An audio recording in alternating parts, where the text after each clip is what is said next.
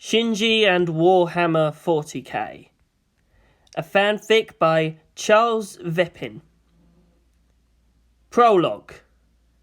Rise, young man. Second impact was man's attempt to wield the hands of godhood. It brought them low, purging them of their previous petty problems. It reshaped the world and set billions of souls screaming into the night. Those that were left behind had to struggle with the shivering remains of their proudest era. Japan, being an island nation, was among the worst affected. The seas had risen dramatically, drowning their interlocking coastal metropolises. The children who were born following impact could only know a world vastly reduced, vastly sapped of its vibrant exuberance. The age before them could only be recast into the apex of humanity. It was a time of reckless motion that they might never achieve again, brimming with ideas and fervour, most of which were taken by the sea or set aside in the call for survival. Shinji Ikari grew up along the hills, which were now the new coastlines.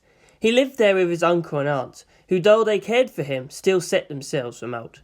They had lost their own son in the impact, and taking care of Rokubunki's child could not truly fill that emotional void.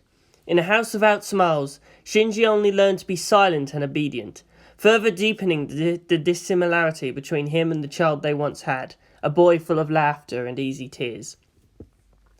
He did not expect much from his guardians. As he never asked for anything, they took it as a sign he was content, that it was how he liked things. He, as a consequence, grew without lavish attention, without toys, without the competitive bonds of playmates.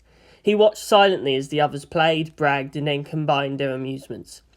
Apathy was his proof against envy. It was before he discovered the cello, the solitary music, and the gentle stirrings of the classicals. Before that he had the sea. He would walk back then at the edges of bitten cliffs and the new worn beaches, watching the unceasing motion of the tides beating powerfully against rock. Lying there, staring up at the sky, letting the sounds fill him and consume him, he felt a part of something greater. It reminded him that man was small, that such needs and such painful emotions were as nothing at all. The latter half of the 20th century was a glittering glut of entertainment. All but vanished as studios sank under the waves and efforts were funneled into the practical. Frivolity was laid to rest beside the gravestones. That left a sombre land and a sombre people. Shinji grew up without frivolous TV shows, without the spread of manga or the glorious wrath of Godzilla. The few books around the house and at school were simple texts, intended mainly to be instructional than entertaining. One day, as he lay there, as if daring the sea to make that surge and swallow him up, it all changed. For the sea did surge, and the waves did flow over him, and he gasped and flailed, and something big and black rose along with the tides to clonk him upside down the head. He washed back up on shore.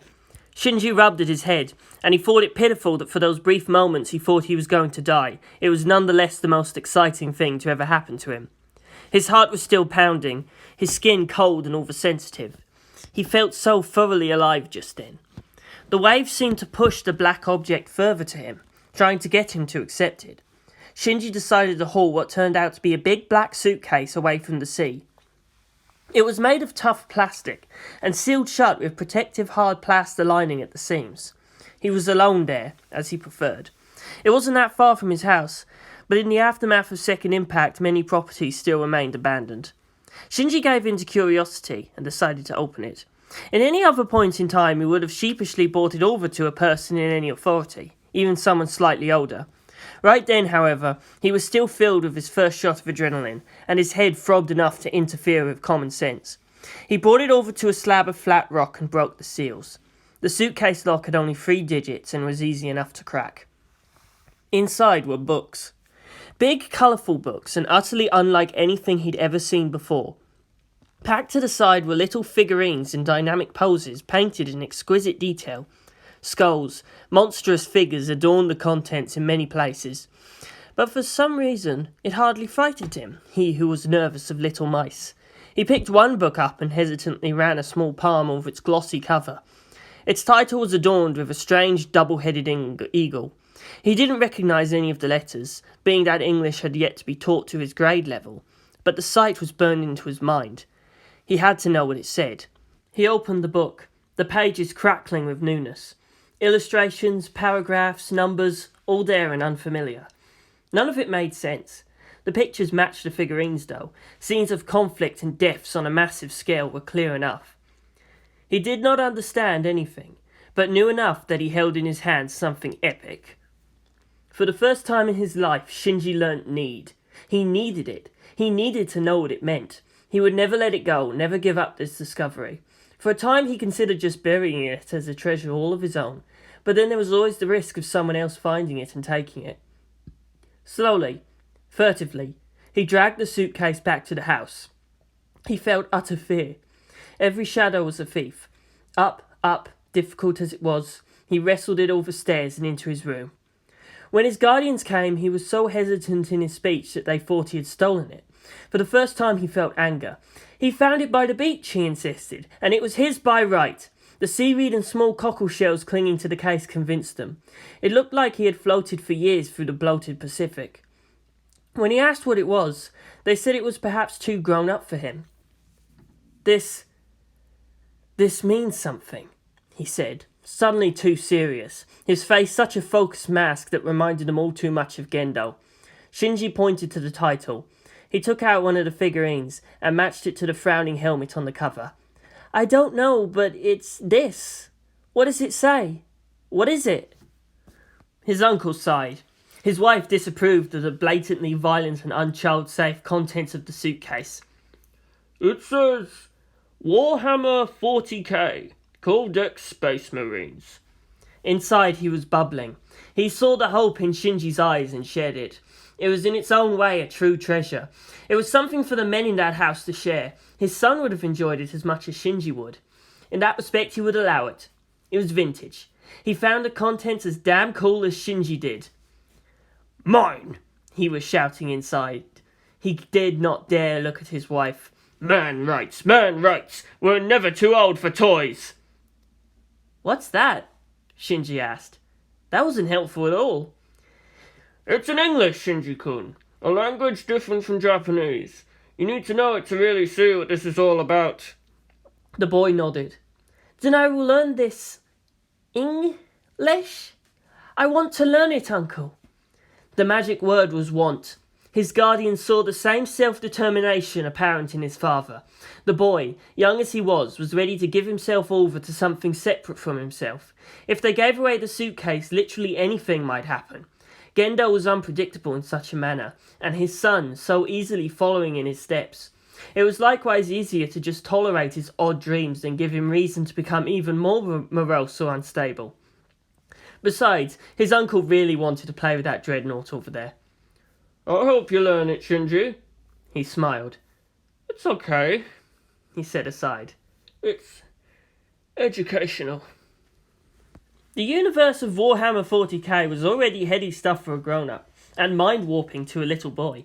For most people it should have remained, even in obsessiveness, as clear entertainment. Shinji was determined to puzzle it out. Not only was it his first exposure to creative entertainment, but of science fiction as well. Everything else he saw was linked to Warhammer somehow. His childish daydreams involved hunting for Xenos, titans in the bushes, the sky above seemingly higher and bluer with the knowledge that beyond that might be worlds like the stories. His uncle grew hooked as well, and soon put the books on prize display over at his desk. Armed with dictionaries, the two slowly figured out the mechanics of the game. Laughter rang in that house for the first time in many years. Filthy Xeno! You will be cleansed from this planet! The office worker screamed in badly accented English. In the name of the Emperor! Ah! Retorted Shinji, pushing a tray full of orcish figures and paper cutouts to stand for missing pieces. It had gotten to the point that the two would not talk to each other except in English, and in a martial, combative style. His wife hated it. She hated the ugly warlike setting. She hated the way they laid claim to the kitchen and sections of the living room as battlefield. Most of all, she hated how her husband was treating the boy as a replacement for her son. He was forgetting who it was he owed his love to. She hated how she was being cast aside in their rapid exchanges in a language she was not really all that familiar with. You're Japanese, she screeched. At least speak that in this house. Nihonto, to be exact. It was as if they were making fun of her ignorance.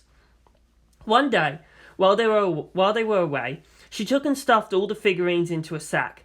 Space Marine and Land Raider, Orc mobs by the whole, Eldar so spindly and fragile, and the horrific Chaos specially. Into the bag, out the door. She had to get it all out of the house. She had to take back her life. Shinji arrived, smiling and polite. He noticed their absence. He looked frantically about, making noises, leaving messes. She snapped at him, told him to do his homework. With such accusing eyes, he looked at her, and he ran upstairs to get it all done. All too soon he was back down, gasping for breath. He stood there clutching his notebooks and waiting, as she sat by the table and cradled her face in her hands. Minutes inched by, in silence. Perhaps she hoped he would go away. Shinji's little body shook, but he stood there, as long as it would take. He did not dare to poke her and see if she was asleep. "It's gone, damn it, gone! They're trash! Worthless, useless trash!" she screamed at him suddenly. "I threw it all away! You'll never get it back!" Shinji let out such a howl and dropped his notebooks that she feared he might actually attack her. Instead, he cried. He had thought as much. "Why?" was all he said, between whining sobs. He had stood there long enough that his legs were numb, locked in place. He wiped his face on the sleeves of his shirt, staining it with yellowish snot. "Stop that!" his aunt shouted. "I have to wash that!" Shinji didn't care. He felt malice for the first time. He blew his nose, but it just came out in dribbles. He turned back to her, eyes red and sniffling, wetness down his cheeks and out his nose. "Why?" he asked again. "Stop that!" she screamed again. She launched off her chair and made as if to hit him. He shrank back, though still rooted to the spot. The aunt grimaced and pulled back her hands. She clutched them over her labouring chest, constricting emotions gripping her as well. She sniffled a bit as well, her eyes starting to tear up. The boy's howling never stopped. She was sure the neighbours, though far enough away, could hear him. "Stop it," she whispered. "You're not my son." "I'm sorry," said Shinji. "Whatever it is, I'm sorry." "Stop it! No!" She placed her palms over her ears and squeezed her eyes shut. She considered herself a good person. All she wanted was some peace. "Don't say that!" "I'm sorry. I'll try to be a good boy." He coughed as air went down the wrong pipe. "I'm sorry. I know I'm not your son. I won't play with Uncle anymore. I'll help out more with the chores." Gendo's son wanted to kneel, but his knees were still locked. He wanted to run away. It was so painful. Why did he have to feel that way? It was better when there was nothing he actually liked. "I'm sorry!" he shouted now. She threw herself at him, her eyes glittering madly, and the boy screamed. However, his aunt was just embracing him. She was crying into his shoulder. "No, I'm sorry," she sobbed out as well. Her face was now full of snot, a part of her mind noted. Being a mother is a disgusting, difficult job. Sometimes that's what makes it worthwhile to be so needed. "I'm sorry, Shinji." She pulled away and wiped his tears with her apron.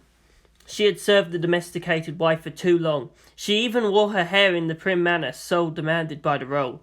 Every day without her son made it all meaningless, but still did so in a ritual to forget, to immerse herself in being needed that it only heightened her isolation. It is my fault. I didn't understand. I was selfish too," she said. She all but collapsed, and Shinji had to support her with his tiny arms. "My son is dead. I can't. Every day I can almost hear his voice. 'Car-san, play with me. Car-san, where's father? Mother, look at me.'" Her hair came undone. She touched her forehead to his. Her bloodshot eyes met his. "You're drowning out his voice. When you laugh, it's like he can't be here anymore. It's like he was never here. Your room was his room. Your clothes were his clothes. You look so much like your mother, my sister, and me. It hurts. It hurts me. I can't let you be my son. I can't abandon him. I have to prove he once was." Neither were in any rational state of mind. "I'm sorry," Shinji said again. "No!" "I'm sorry." "Stop saying that!" "But I am!" he shouted. "I never wanted this. You're not my mother. My mother's dead.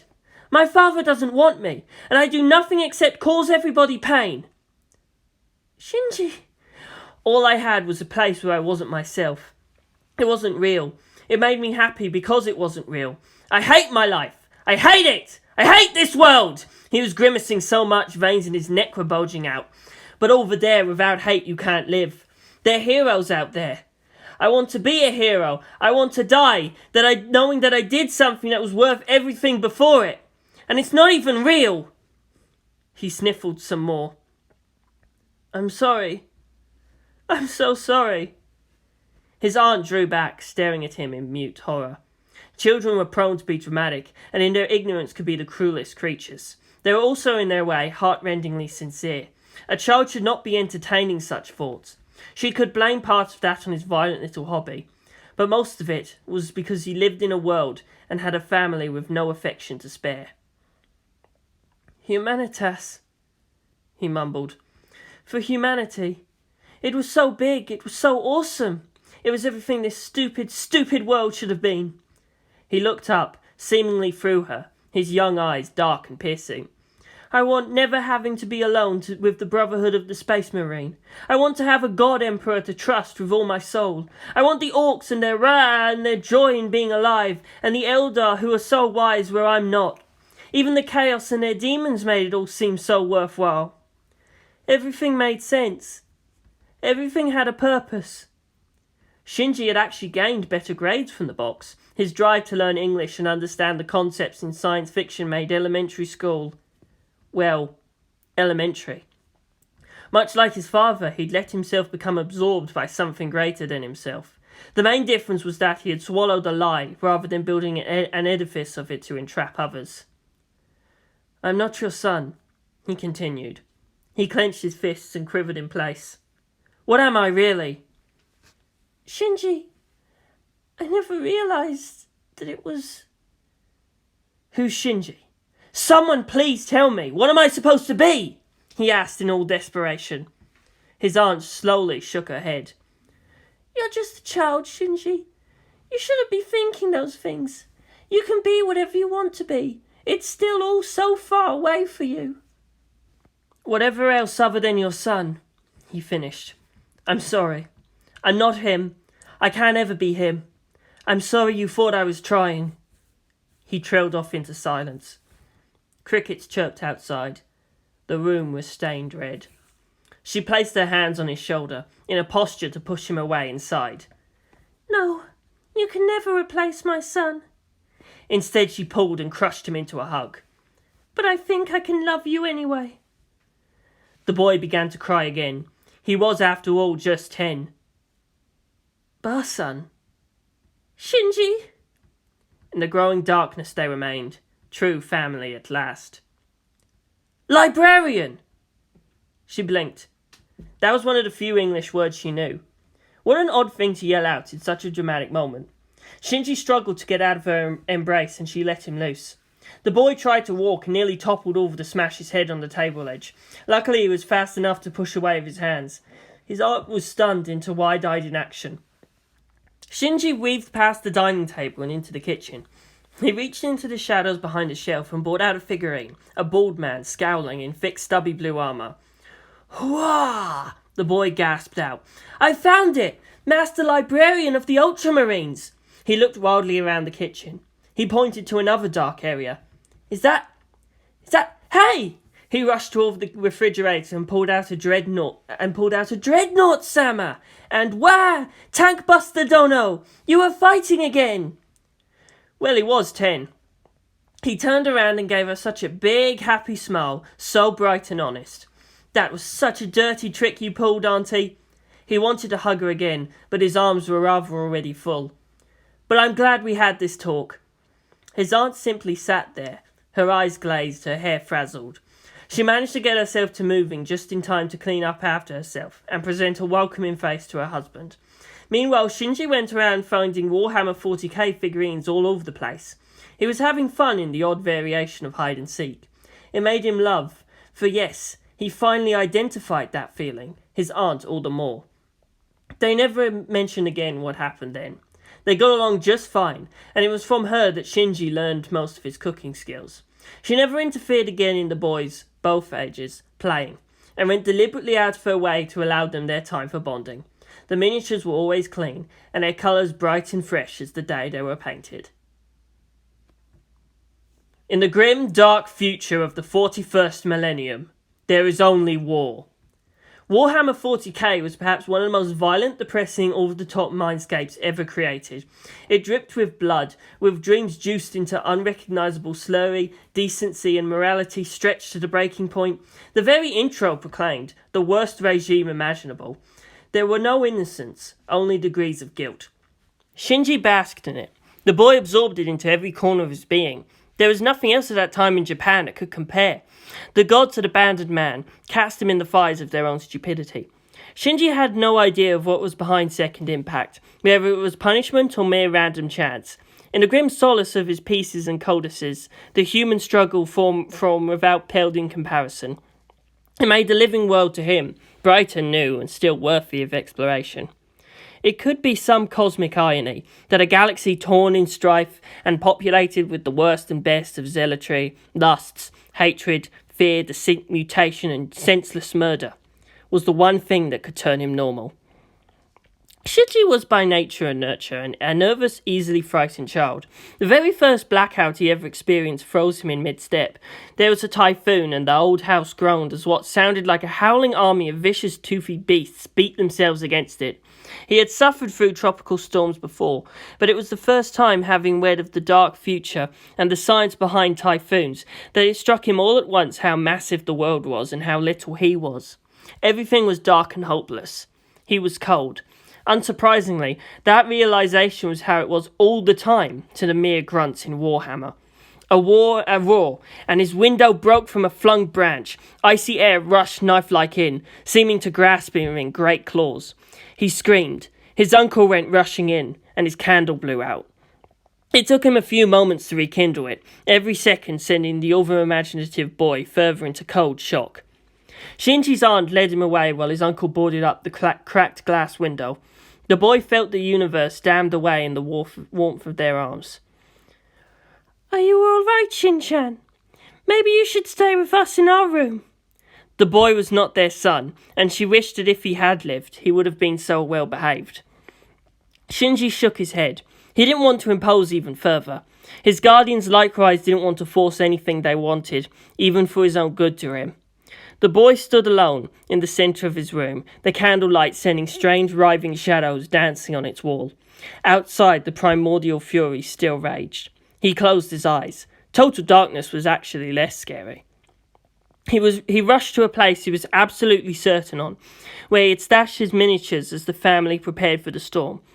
He opened the cardboard box and took out a space marine without his helmet. His square-jawed face and steely gaze held a space marine's unfaltering will. He took that figurine and set it on the desk near his bed. He lay down, with the space marine standing between him and the shadows. Its own shadow loomed large over Shinji's bed, and it was good. When the candle died and all was rage and darkness, Shinji was no longer afraid. He believed, in a child's innocent and utter faith, that the Space Marine stands as a guardian against all darkness, that the light of the Emperor will yet prevail. He stands as the rock upon which the hope of humanity is built. Shinji never feared the dark again, no matter where it was. As long as his Space Marine stood there, he never had any bad dreams. Scary movies, ghost stories, among the pastime of children, had him listen there unflinching. The kids he played with called him the boy without fear. Graveyards and old buildings were Gothic grounds, and in their dark stillness he felt as if welcomed. His nights would always be safe, thanks to his Space Marine. Shinji was doing well in class, even going so far as to be on the honour roll. His teachers couldn't say anything much about him, though.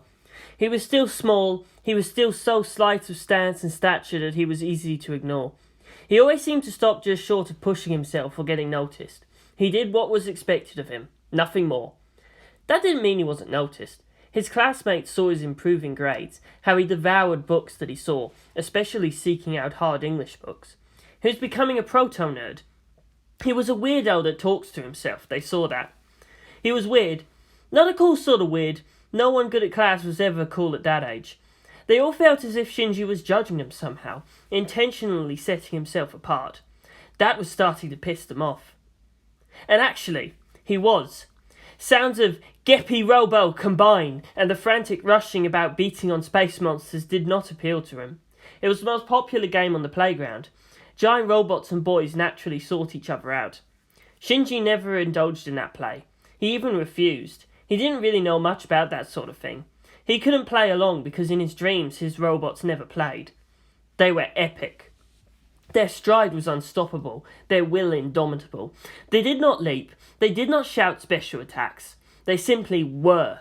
Their home was battlefield, and where they went they brought it along. They made it with every stride, every glance. The giant robo was the little boy's god. They that walked in the vistas of his mind were the titans of their age, archetypical, the god slayers. Shinji liked the swings, trying to get himself soaring higher and higher, and the fall was the best part. He didn't compete with the other children, nor shared any of the playground until he had to. To him, the seesaw remained unused. Those he could call friends were all older than him, and their classes ended at different times. Shinji got another perfect score on his English test. It was a required subject in the higher grade levels, as the world's devastation forced countries to become more and more interconnected as they shared and traded dwindling resources. His reading ability was nothing short of phenomenal, but his teacher said that his speech wasn't too good. Unfortunately, neither of them could actually pronounce proper English. Neither could pronounce proper diction. It was likely that Shinji was further along with that. Where he acquired such an authentic accent, not even he could say. They followed him that day, 3 boys skulking along the long deserted path back to Shinji's house. They saw him again talking to himself, his face full of animation absent when at school, or speaking to another person. "Hey!" shouted the token leader of the 3. "Hey you! Wait up!" They ran up to him. They were all taller than him, and Shinji looked up at him with his customary bland glaze. "Ara Kabayakara-kun," he nodded to each. "Minato-kun, Yota-kun." Inside, Shinji was strangely expectant. No one had ever talked to him outside of school before. "Shut up!" shouted the tallest and roundest, who was Kabayakara. "You likes talking down to us, huh?" "Yeah, you think you're better than us," put in Minato, a short boy only barely bigger than Shinji. "We don't like that." "You're uncool, you're a kiss-up, and you're useless," piped up the third. "So why don't you say something?" Kabayakara finished, his round face crumpled into a sneer. He poked at Shinji. "Say something in English." He poked Shinji again, harder.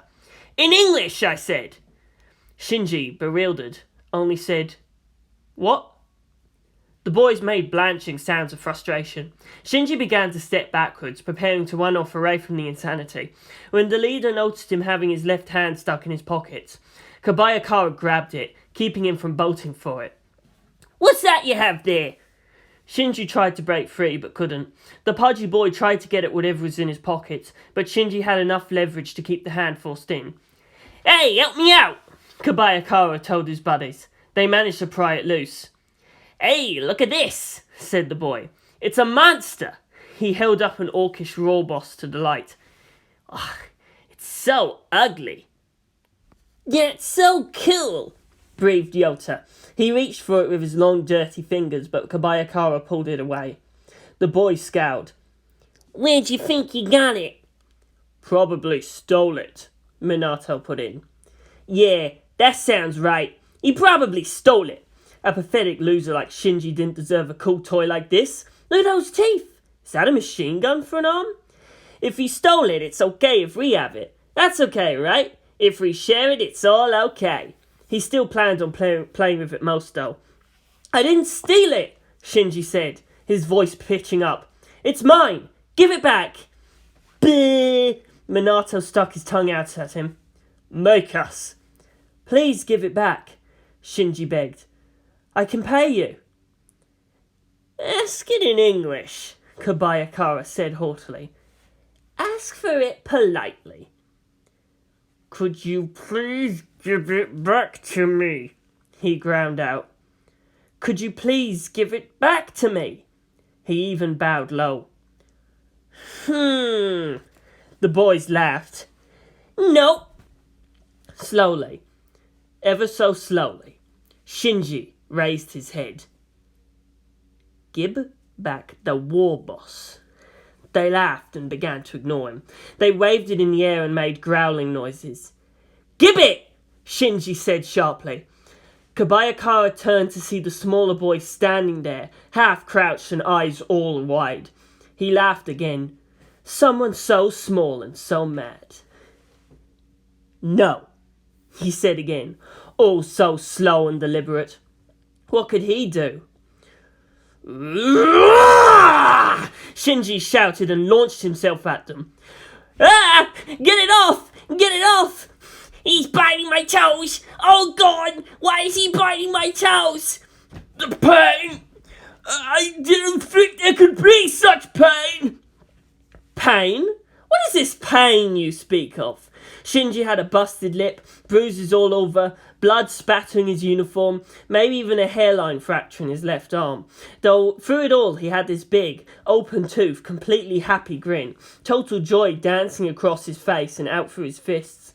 The adrenaline that he only felt once before. He realised then that he didn't have to risk killing himself just to get that feeling again. "Get away from me!" Kobayakara managed to push him away, sending Shinji tumbling across the dusty street. He noticed he still had the figurine in his hand. He looked from it to the small boy slowly rising from the ground, with all the languor of a hellcat. He scowled and lifted his hand high, to throw the orcish figure down at the ground and stomp on it, winning that way. Shinji said something low, heartfelt and threatening. Then, realising they couldn't understand it, repeated it in Japanese. "I'll burn your houses, I'll choppers your cars, I'll stomps on yous where I find yous, I'll smacks your towns, I'll throws your pets, I'll rips you to pieces." He got up and laughed, his jaw hanging down in ha-ha-ha manner. "Gimme back the war boss!" "You're crazy!" Kobayakara hoarsely shouted back. "Give it to me!" "Here!" The boy threw the figurine at him. Shinji ignored it as it went sailing past his head. He grinned some more and made a lunging motion at them. The boy screamed and fled. Once they were out of sight, he dropped to his knees, drained and in blinding pain. He shuffled over to where the war boss lay face down on the concrete.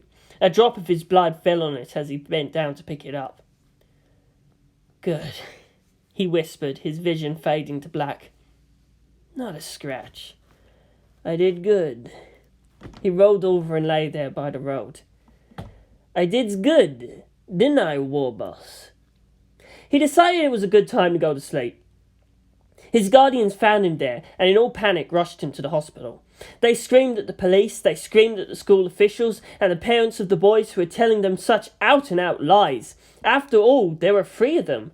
And look at how they left Shinji. How dare they try and pass themselves off as the injured party here? Shinji would never attack someone. He was so shy and well-behaved. Everybody said so. And so kind. Shinji actually insisted that the boys not be expelled. He was so firm about it. He didn't want anyone to be in trouble. They had to have learned their lesson. The reputation of the 3 boys took a nosedive. No one wanted to play with them. In the end, it took Shinji to approach them. Over time, as it seemed he'd forgiven them, they were accepted back into the community of kids. Even if they didn't call Shinji, poor little easily embarrassed Shinji, anything but boss. He called them the boys, which literally speaking, they still were. School in post-impact elementary was that it taught history up to, but just short of second impact. The children might ask why the world was as it was, but they would have to have known it from other sources. They will not be given official word until the next stage in education. His final years were about rediscovering the finest stages in humanity's history. This would have been when he discovered the more cultured eras and classical music. He would have found its haunting patterns more to his liking, instruments uniting and falling, relics of a much more hopeful era. It was dead music, suited for a dead world. The past was gone under the seas with all its frenzied beauty. All that lay in the future for Shinji were ruins and damaged goods. He would have known this, and was part of what would have made him so depressed. He couldn't imagine in what possible way things could be better. How could it possibly compete to the sheer perfection of these concertos? How could it be anything but a tarnished, imperfect reflection of these long dead? It made him believe that the luckiest died at the most glorious portion of humanity's history. They would remain in it, and would never know how ugly and uninspired the world could be.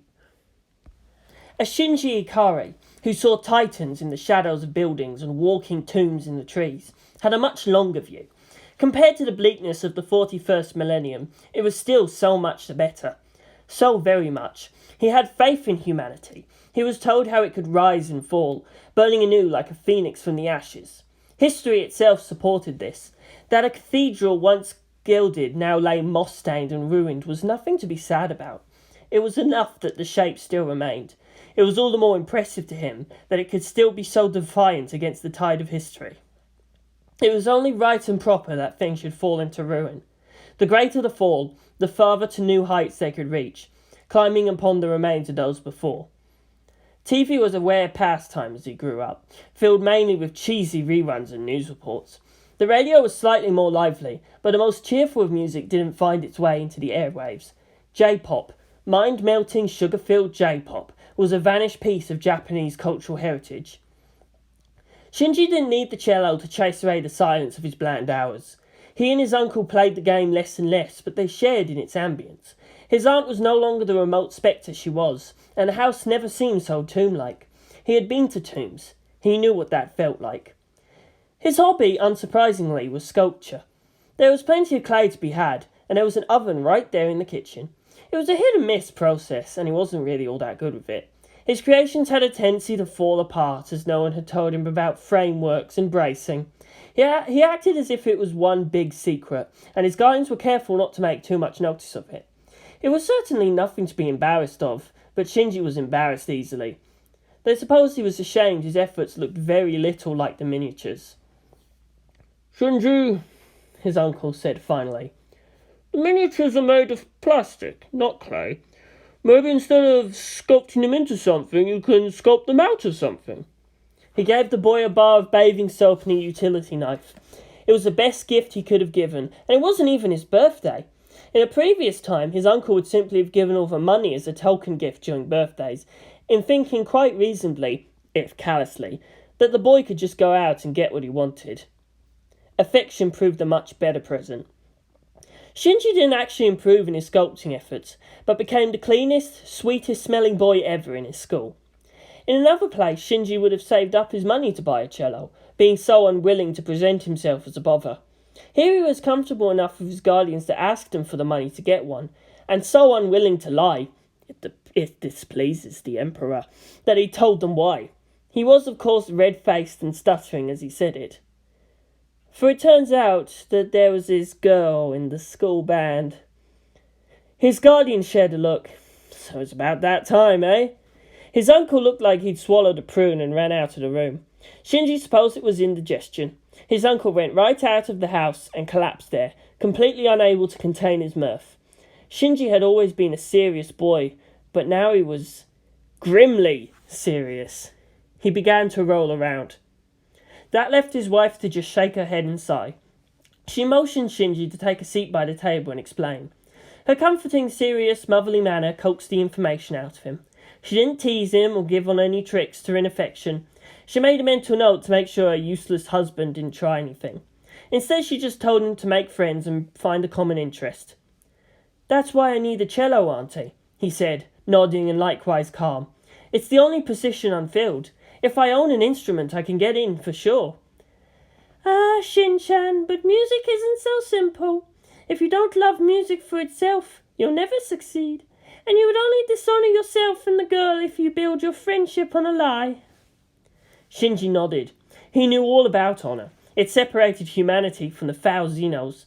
One had to be ready to go to extraordinary lengths to defend it. Even breaking a world was nothing, rather than let it fall into the chaos of falsehoods, broken oaths, sacrilege and dishonour. His uncle came in, breathless, and saw the two sitting there with their backs straight and hands folded over their laps, with faces placid and polite. All that was missing for them was to be sitting cross-legged. Maybe throw a few big rat banners around, for it to be all out of some samurai drama. He gurgled something that sounded like and fled. His wife shook her head again. Useless. Remember, Shinji, if you do go into practicing music, you need to see it through. No matter what happens, no matter how difficult it is, even if you don't make friends.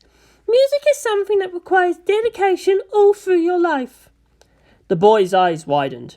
She couldn't have phrased it any more attractively to him. I won't fail, he said, puffing his chest out. I'll give my life if that's what's asked. Shinji's aunt couldn't resist any more. She pinched both his cheeks and cooed. Shinji's a good boy. Her husband finally managed to get back inside, saw Shinji's grotesquely distorted face, and continued to be useless. Unknown to him, Shinji had gathered a few admirers at school. He wasn't all that cool to the boys, still something of a nerd, but to the girls he was more appealing. It was by simple matter of selection. First off, he was clean and orderly. Boys as a rule were dirty, sweaty and rude. Shinji was not merely neat. He did so on his own without seeming to notice, and without looking like a pretty boy. Orderliness without being told was the first sign of maturity.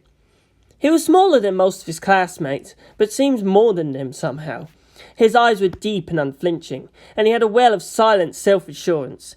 Whereas he was once a recluse for the lack of it, now he was set apart because he had too much of it. He was mysterious that way, independent, aloof. They knew those he lived in were not his parents, and unfortunately, that was fangirl fodder. A space marine feared nothing, and his every step was to purpose. The books, however, told little about the ways of human interaction, especially towards the opposite sex. There he was lost. If only she was more like the Adeptus Sororitas, then it would be no problem. He never thought women would any be weaker than men.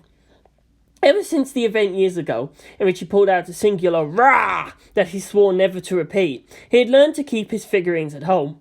They were too precious to risk, despite the emotional comfort they provided. He kept their existence to himself. In that he was lost. He had no idea how to relate. Shinji's little crush was a girl taller than him, and so delicate she looked like she was made of flowers. He felt himself hesitating every time he got close to her. Though he was smaller, he feared as if his slightest touch could damage her somehow. Shinji, her opinion of him. That little weirdo? I don't know, he kinda creeps me out.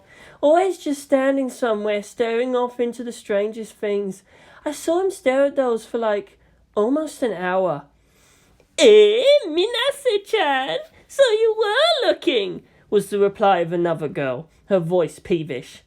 Oh, just drop it, Ah-chan. Why are you asking me? I don't care. It was just by accident he overheard. He would swear he was just walking along the bush. It wasn't stalking. Fortunately, he was indeed very good being unnoticeable when he needed to be. Like his father, he was prone to possessiveness, and now he had found a new target. What should I do? He paced the room and asked himself. He looked at the figures at his desk, and as his gaze rested on each of them, he could almost hear the war boss say, I don't know. The Space Marine, have courage. And the Chaos Marine, you're actually asking me? He picked up the Farseer. You're a girl. What should I do? Shinji, I am only speaking as a figment of your imagination. Her voice was almost at his head. How do you seriously expect me to solve your problems? Ah! He began to spin around. What should I do? Learning about the school band was a fortunate turn of events. He had his cello, he had a manual, and later his guardians would find him a teacher. In the meantime, he put his stick to rest at a string and filled his head with illusions of how he'd show her his skill in music, and how they create music combining and completing each other. He slid it against that string and killed his eardrums. Ah! He screamed. It was horrible. It was impossible. She would hate him utterly. He turned to the Space Marine at his desk.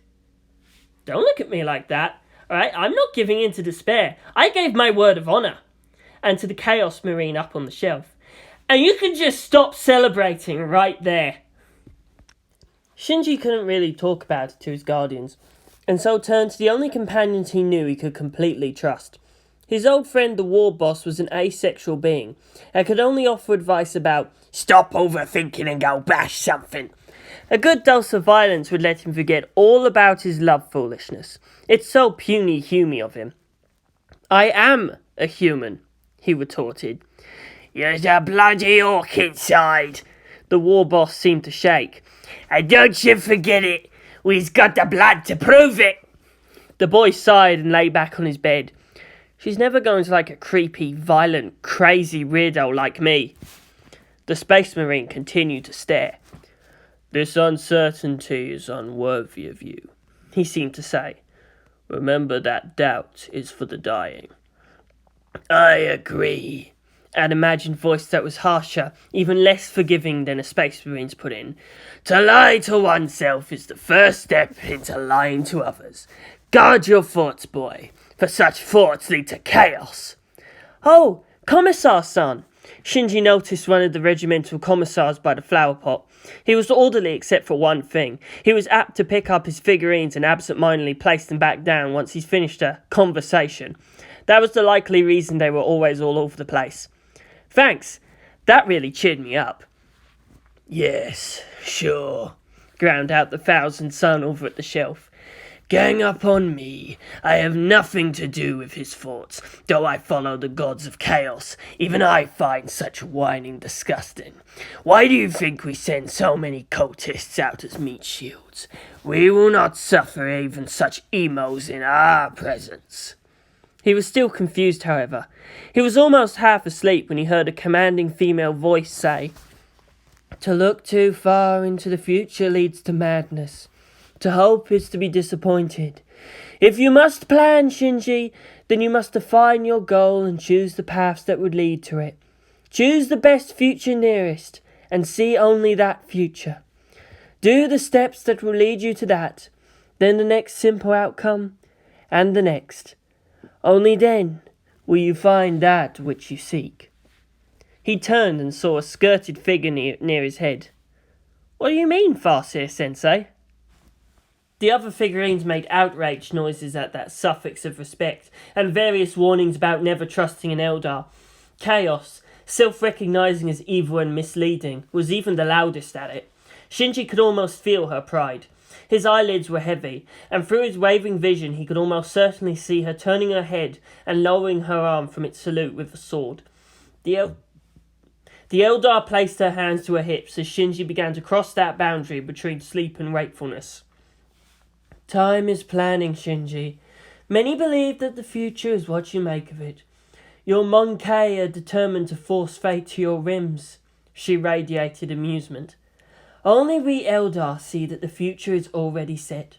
The future only calls for events to be altered to suit itself. It's the present that is malleable, never the future. Do you want me to teach you? Eldar witch, the Space Marine spat. I will not have him as your pawn. The others made similar statements. Silence! He is not your emperor's. Not yet! I will not have his blood spilled just like any other meaningless fighter in a meaningless war. I will not have his beautiful soul consumed in chaos. I will give him what none of you can give him. She turned to him and spoke softly. His eyes already shut. Shinji could pretend freely he had felt the barest of pressure on his nose, like a tiny hand pressed upon it. I will give him a choice. He will know just why it is he so willingly walks into hell, said the Farseer. I will give you a mind forever voyaging, Shinji. Will you accept me as your teacher? Sure, Farseer-sensei, the boy mumbled in his sleep. The Farseer stood over him, her cloak billowing in the breeze. The world was mist, dense, endless. She stood tall and proud, her armour the fruit of thousands of years of expertise. Her face mask looked even more severe, more disapproving than a Space Marine's. That only made them look angry, all the time. The Eldar's pointed chin and frown made him feel his insignificant years. Maybe it was a bad idea. He knew full well he was dreaming, and even there he felt in complete lack of control. What was a boy to an Eldar, a person thousands of years old, even if it was one he imagined into being? The Farseer reached into the back of her helmet and unlatched it. Unseen seams came apart with a hiss. She pulled up a bit and removed her helmet to the front. As her face revealed itself, With one last flick away from its darkly discouraging mask, Shinji felt his heart stop. There are illustrations, but they simply did not do her person any justice. She was an Eldar, pointy-eared and arrogant in the supposed perfection of her race. 3 thin red lines were marking the sides of her face, from eyes to chin, as if she had been crying blood. Her lips were as red as if she'd been drinking blood. Her skin was smooth, and seemingly glowing with an inner light, such was his silken fineness. It was there Shinji recognized why he found Minase attractive. Her delicate regal features was the closest to living Eldar he'd ever seen. The Farseer smiled. It was an unnaturally beautiful, frighteningly serene smile.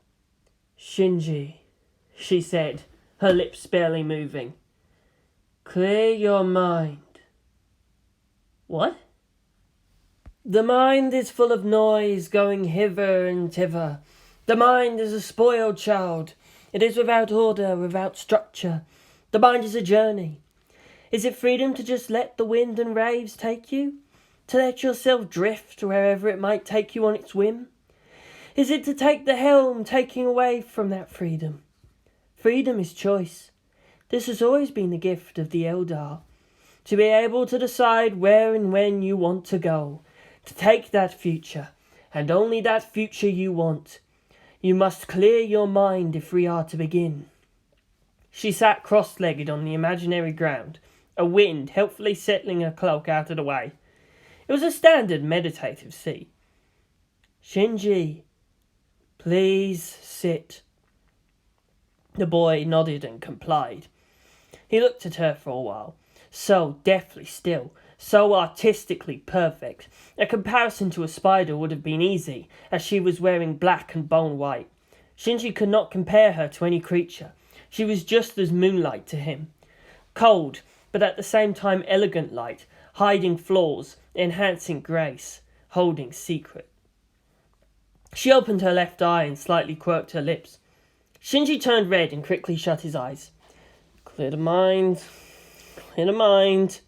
he muttered. She was right. It is full of noise.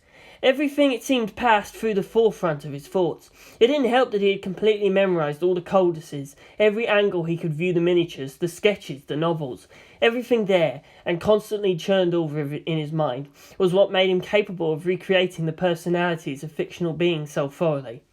He began to frown. He began to sweat. This is harder than it looks, he had to say. It's unfair that the Eldar could do it so easily.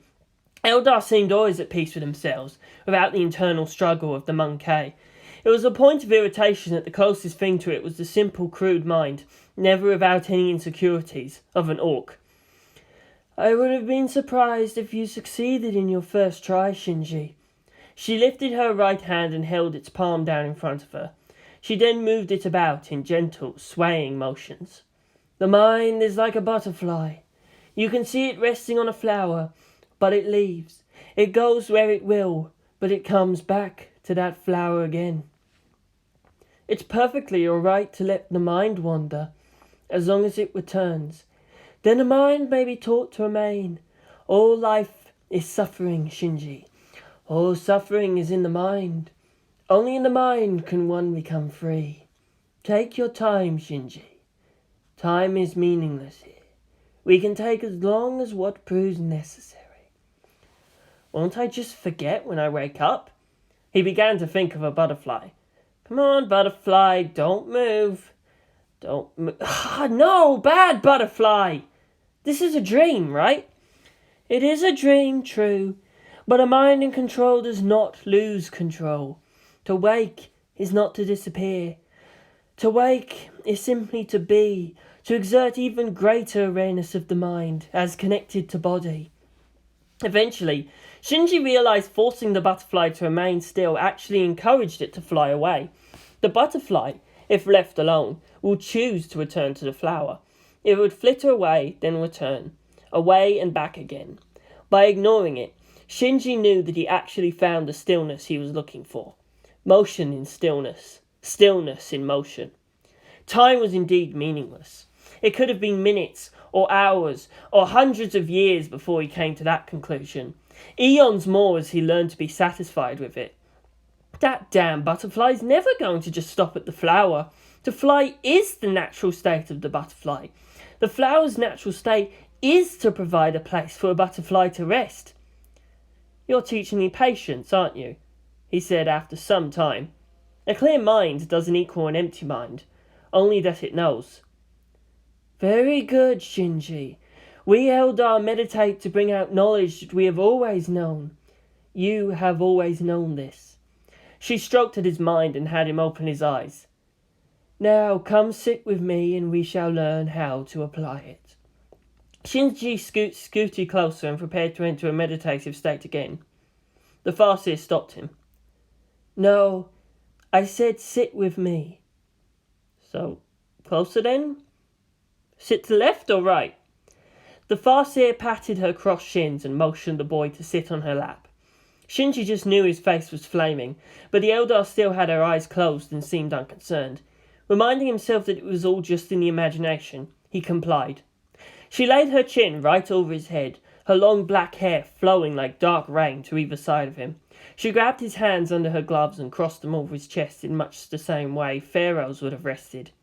Needless to say, Shinji had a vastly more difficult time at achieving meditative serenity. The future.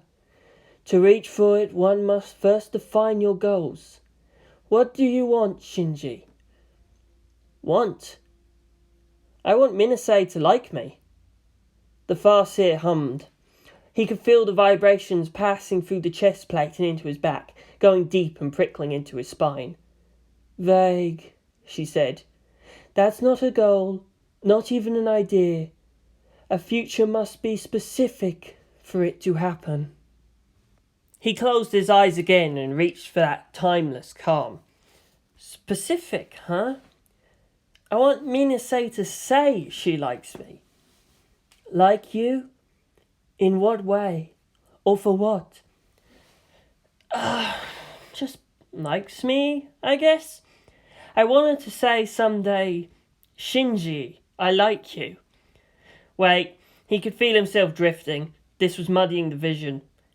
No, I want her to like my music. She can like me later. And then, it suddenly came all tumbling into his brain. It was all so obvious, in retrospect. He gasped. A myriad of possible futures, given what he already knew of his classmates, his teachers, his classrooms, and what they might be doing. What he had imagined was hope. It was wish. What the Eldar had were a burden. The future was no mere fantasy. It was a series of specific events happening at specific points in time made by specific people. There is no might be. There was only will be or will not be. An event once past cannot be undone. It only reduces it further. The choices available to it, closer and closer to one eventuality. He can't predict Minase's movements or her opinions. He can mould events, however, to arrive at a specific scenario at a specific time.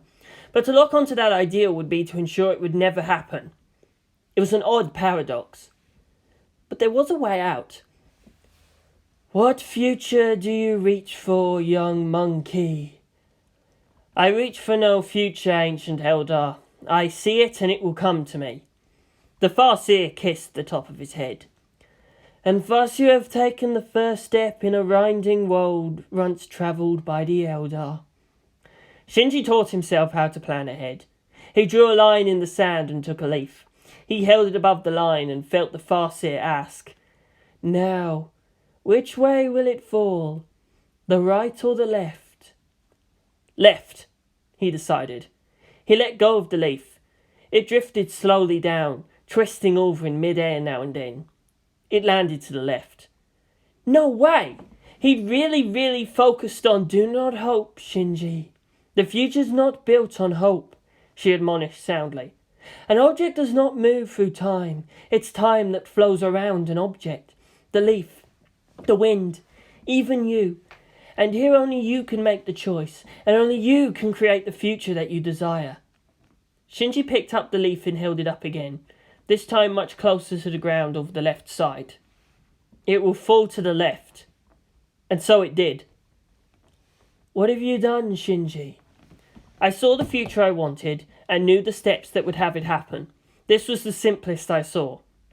Well done. May your sight serve you well in the days ahead.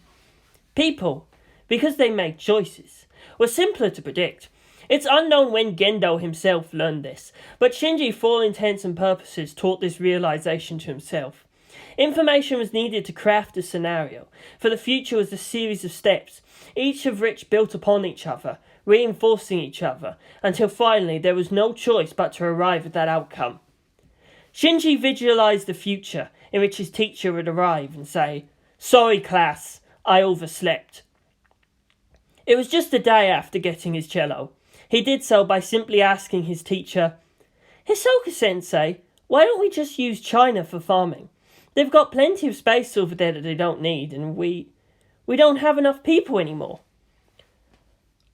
Shouldn't you be asking that to your social studies teacher?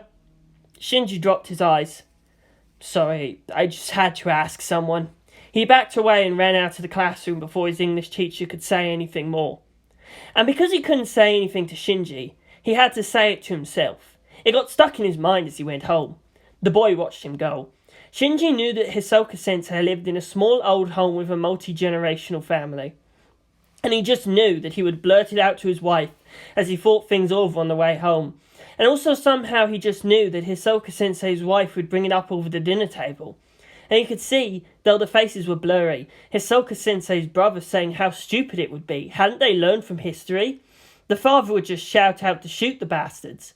All that land and they wasted it. Most of their population died of starvation, not the rising seas. Supply and demand worked like that. Manchuria was warmer now. But the Chinese might still have more than a few nukes stashed away. It would not be wise to rely too much on foreign assets. Even if they buy it, someone else could just take it. And so do we. Though to be precise, N2 warheads almost the same anyway. They had the will and ability to preserve their rights. Damn it, he had enough of being forced to feel guilty. And Ahsoka-sensei would have sat there as his stronger-willed family got to shouting and debating. Each time he opened his mouth to speak, his father or his brother would say something scathing to each other. His wife would just pat at his hand and give him a look that said, "Yours is the only word that I trust." He would kiss her that night, but try as he might, he would not be able to go to sleep or concentrate on much anything else.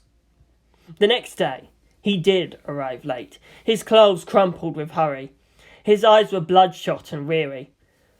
"Sorry, class," he started to say. "You overslept, Hisoka-sensei?" Shinji said suddenly. "It's okay." The teacher laughed weakly. "Yeah, sorry, class, I overslept. People do that from time to time." The children nodded, forgiving him instantly. They never wanted to get up early either. Until then, they just assumed adults did so because they wanted to. But even they were human. They paid a little bit more attention in class that day. Shinji caught him again by the end of the day. He felt guilty and just had to give him back his nights. "Oh, hello, Shinji, about what you said. I'm sorry to be a bother, Sensei, but I just thought, we don't need to go to China after all. We can use their land without taking it from them. That's selfish and bad. Can't we ask for help somewhere else?" The teacher's eyes widened. "Yes, that's what I thought too. We can just lease it from them. They provide the land, we provide the seedlings, the technology and the expertise. Yes, but the history between us is just too deep. But that approach to America, now that's different. It might be far away, but they actually have the military power to protect their convoys. There'd be less deliberate deal-breaking or lapses in piracy protection." He stared down at the little boy. "That was surprisingly deep of you, Shinji." Sensei, you said all that stuff."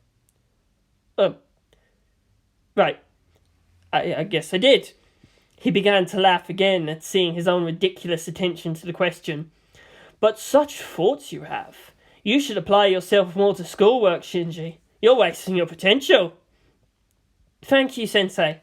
I better be going now." The next day, Hisoka-sensei showed up early, smiling and well-rested. Shinji had the better part of 2 months to be at ease, if not proficient, with cello to make the band. It was certain he could improve more, as the whole point of the club was to offer additional instruction, but he didn't want his first appearance there to show him useless. The first part was not to be ignored. He didn't care about being noticed. He didn't care about the common interests. First, he must elevate the level of attention. There was nothing about him known, no true opinions formed. Only through his presenting what was expected could he reliably guess at anyone's reaction towards him. He knew this from his guardians. Were he to become suddenly willful and wild, they would be at a loss on how to react, and most likely choose negatively. In a long stretch of consistent action, though, his simple demands appeared reasonable. In such contexts, he found ways of making sure they could never say no. For instance, just staying up until midnight. Any normal boy had to have a curfew for school. Shinji had always woken up early, being easy to rouse. Now he did so on his own. He practiced his cello at night, and always stopped on his own. Every day it was a few minutes later. Then he just stopped playing at night, just when he was getting better at it. In their questioning next morning, he said that there was no way he could get any better given his limited time. Night was no good. He didn't want to be any bother. But Shinji, we're not bothered. He could sync his lips with what his uncle was saying.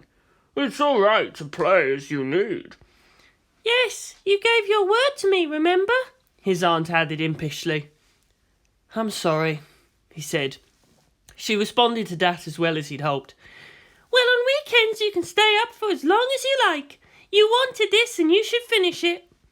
I'll make you proud, he said just then. He managed to barter to almost midnight for weekdays. It went as he had foreseen, barring several changes in phrases and wording.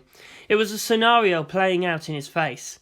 It astonished him. It humbled him. He had no power there. He was merely a bit player in the affair, and the results being to his benefit mattered little. His guardians jumped into the scenario of their own volitions, their own logics. He could see other paths, but they never took them. They were false because his plan was too expansive yet, too much being taken in. Emotions and actions and events had to be taken into consideration. No, the future should happen at the tips of his fingers, and he should never have had to fear or get excited by it. As long as the why escaped him, his vision was imperfect. The goal was not to make them proud. It would be a side effect to having achieved proficiency in the instrument. The short-term goal was to gain more time to train his physical movements, to have his muscle memory do all the work. It was the entire point of learning from sheet music. There was a reason the Eldar called their craft the music of creation. Music was orderly, notes following notes, motions following motion. Every note was exactly the same as all the other notes before it. All the motions to produce these notes too had to be exactly the same. It was the hardest part in learning to play, finding muscular and mental consistency. Shinji's music teacher remarked that he was astonishingly good. To the boy, the simple strains were nothing special. It was unlikely the school would demand anything that much more complicated. It was easy because of his memory. There was a finite series of movements possible in the cello, and a finite series of perfect sounds. He knew what motions produced those perfect sounds. He wasn't fooled by the presence of a song or a piece in the exercise. What mattered was each note. The whole could carry itself. Each note had in his mind the corresponding perfect sound. He no longer needed to hear his cello to know when he was playing correctly. He could practice at any time, at any place, just endlessly repeating those chains of motions, immune to the touch of boredom. School was tedious with all the lectures and note copying. Music, with its predictable end, was engrossing in how it kept the illusion of change. Once done perfectly, he had to do it again, for perfection was in itself beauty and worthy of being experienced again and again. Music was perfect like nothing else could be, except mathematics, of which music was likewise an expression of its universality. The future he saw was not of being incredibly good in music in such a short time, but it happened anyway. The greatest barrier to the learning of music was the irritation in forgetting the parts, in sour notes, in the sheer repetitive nature of practice. To Shinji, expecting perfection so soon was unwise. Perfection built upon smaller things. His music teacher gave him more and more complex pieces, as he showed a hunger for the classicals. Where in a different time the boy may have played to forget, here he played to remember. He had no fear the day he showed up for audition. Everything unexpected comforted him in knowing that the future was growing closer and closer to one inescapable end. He did not believe his teacher's praises. He was no genius. What he did was merely the Wraith song of crafters long since passed away. He merely followed their instructions, shaped by the music as much as he shaped it. Ego was the second most crippling barrier to the pursuit of music. The music teacher was an old thin man named Masayuki Asano. He was already there, listening to the audition. He seemed in obvious pain just from the over-enthusiastic trashings of a trumpet-playing boy. "This is not that type of band, Asagiri-kun," the old man sighed. "If there is place for you in this band, we will let you know." "Oh, you're here too, Ikari-san?" Shinji turned to see a mousy-looking girl with short braided hair standing near him. He nodded and furrowed his brows a fraction at seeing a cello in her hands. "You're Mitsugane Ayane-san," he said. "You know me?" she asked, her eyes widening. "You're Hoko Minase-san's friend." He briefly glanced towards the girl, there too, looking bored. She had to be there, though, as the nominal leader of the band. Ayane's expression fell into guarded neutrality. "Oh, her. Yes, I am her friend." "It's good to have friends sharing your hobbies," he put in with a slight smile.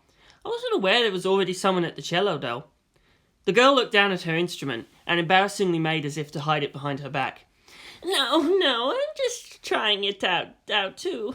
This is my first time playing with Minase-chan." "How long have you been playing?"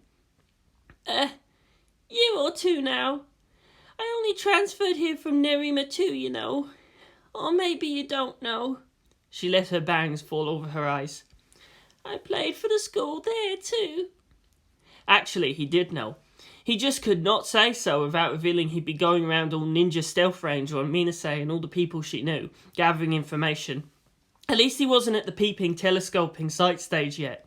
Privacy was not something the Eldar valued or respected. Every bit of his time was occupied. This Shinji had little to be bored or despondent about.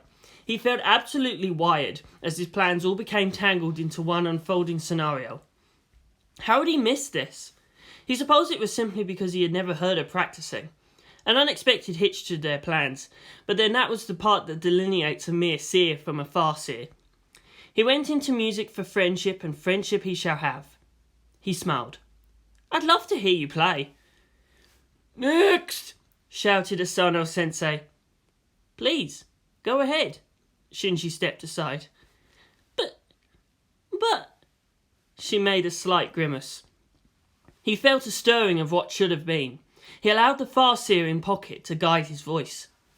"Music is music, and must be loved where it's found. In sincere hearts and loving hands, it cannot be anything but perfection." She turned away quickly and walked over to the front of the room. She faced the teacher, keeping her back to Shinji, and played. The boy closed his eyes.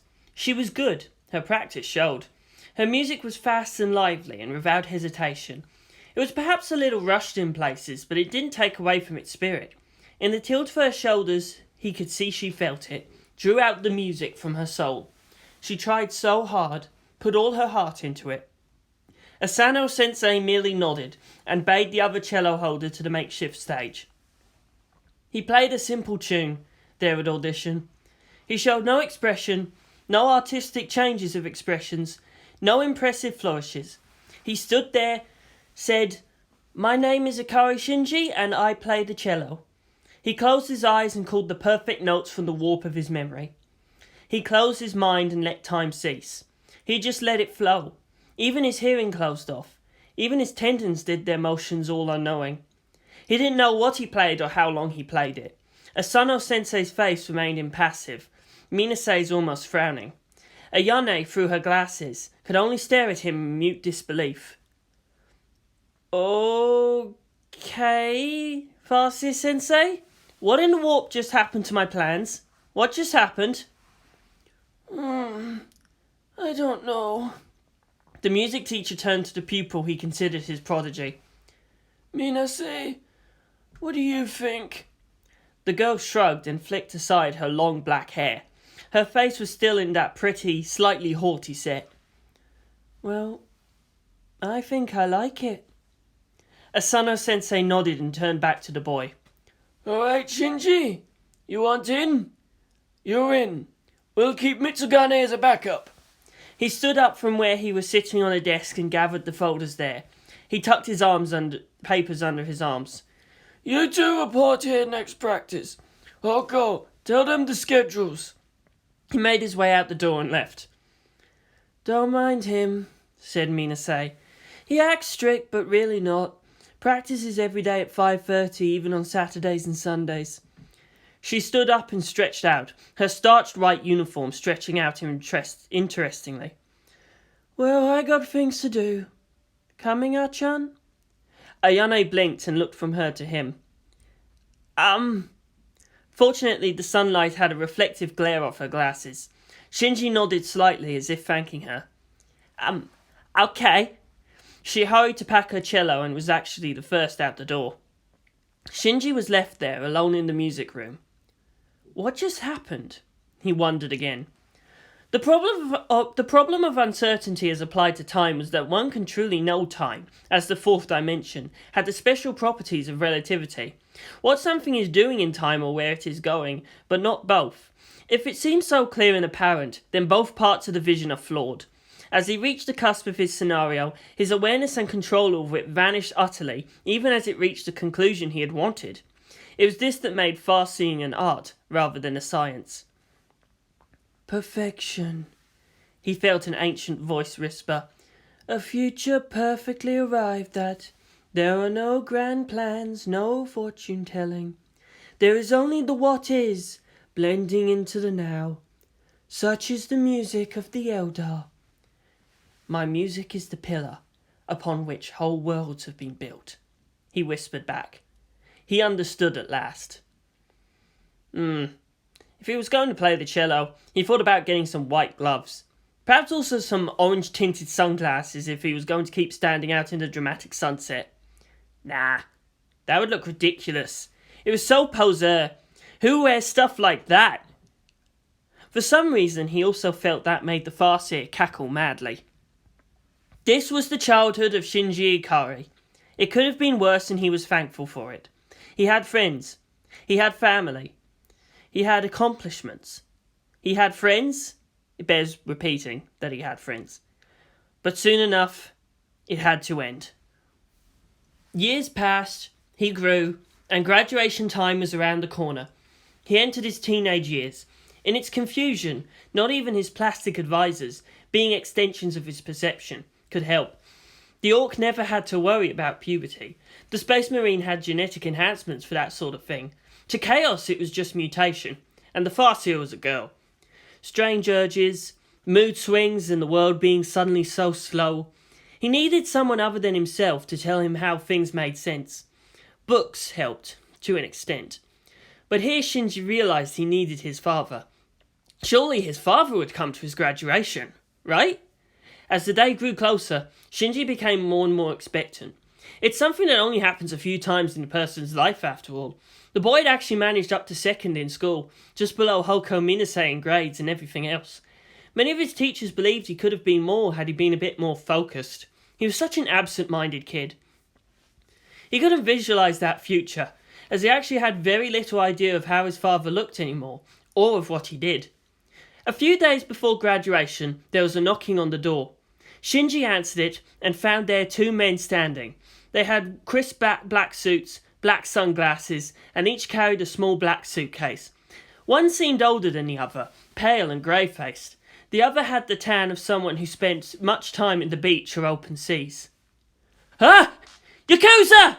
cried Shinji at seeing them.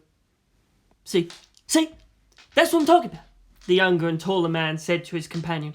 Just once I'd like to have someone not think we're in the goddamn Yakuza. Why can't we wear white suits instead? Why don't have people go, it's the gay mafia. It tends to scare them even more. You tried that once, didn't you? Shut up, Jiro. If you've been in this business as long as I did. He turned to the boy and asked him in a gravel voice. Are you Ikari, Shinji? Yes, sir? I'm Agent Kentaro, and this is Agent Jiro. NERV Section 2. Is your uncle in? There was nothing there. No expression at all as he talked. Only the boy's own nervous face reflected off his sunglasses. We'd like to talk to him. Official government business. I'll go see. Shinji bolted away from the door. As it turns out, they were government agents, and they were there on official government business. Only this had the stamp of Gendo Ikari all over it. "We're here to check on the boy," his uncle was told. "How's he holding up?" "What, Gerto can't even see how it is about his own son? You know he hasn't bothered even once these years to ask, so why should he care now?" "Mr. Ikari's a very busy man," replied Agent Kentaro. "He cannot just drop his important duties for something so small. It would be dangerous to show so much attachment. His child could be used as a hostage against him. This is why we cannot risk coming here and revealing his location." "Bullshit," his uncle said. "The bastard can't even show any attachment." Agent Jiro looked from the relative to his own partner. Look, I know he's difficult to get along with sometimes, but could you please not say things like that about our direct superiors to our faces? It might... He stared long and hard at his partner's cold professional facade. Complicate things. Mr. Ikari requires respect. The name Ikari used to mean better things. Shinji's uncle leaned back on his chair, but his hands were shaking slightly. "Answer the question, please. How's the boy?" The other continued. "Shinji?" His uncle thought carefully.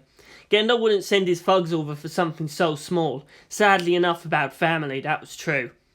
"He's a pretty normal kid. That's about it." "Are you sure he's not been mistreated in some way?" "Just what are you implying?" He bristled.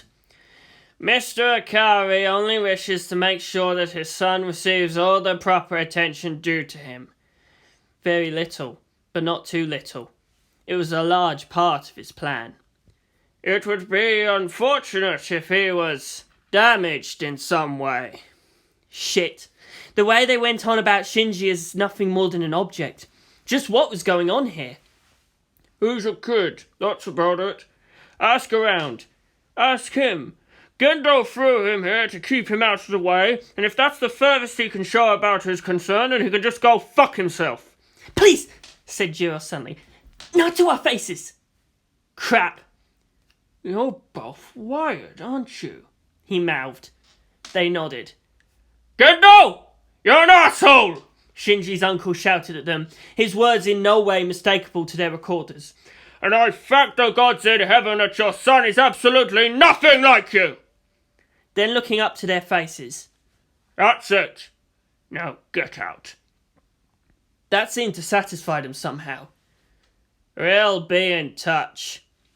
Hiding and listening in by the door, Shinji took in deep breaths. He had always believed his father had some reason for leaving him, and sometimes he had bleak thoughts about it.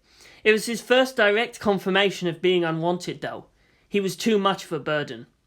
Silently, he went back up to his room. He didn't know how to feel about that.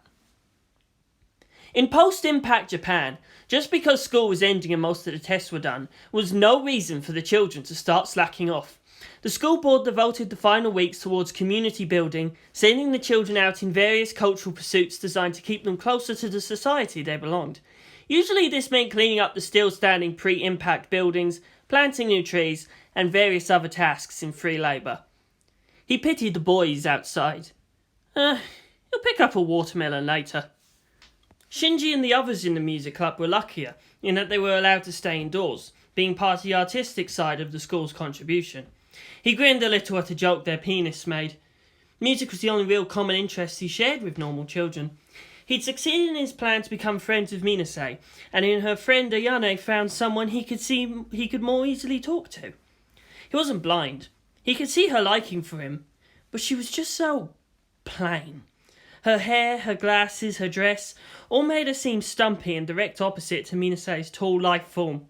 He lost what she was trying to say as he saw the agents. Well, they were just so nondescript that even he had difficulty remembering their names, Agents J and K at the school courtyard. From the second floor, he could just make out that they were talking to his English teacher. Interrogating most of whom he knew wasn't the sort of attention you gave to someone unwanted. He tuned out the world. It was a paradox, and the Eldo in him hated paradoxes. After school, he cornered Hisoka sensei again. It was well known that he favoured Shinji above most students, mostly because they seemed to have the same reserved, retiring personalities.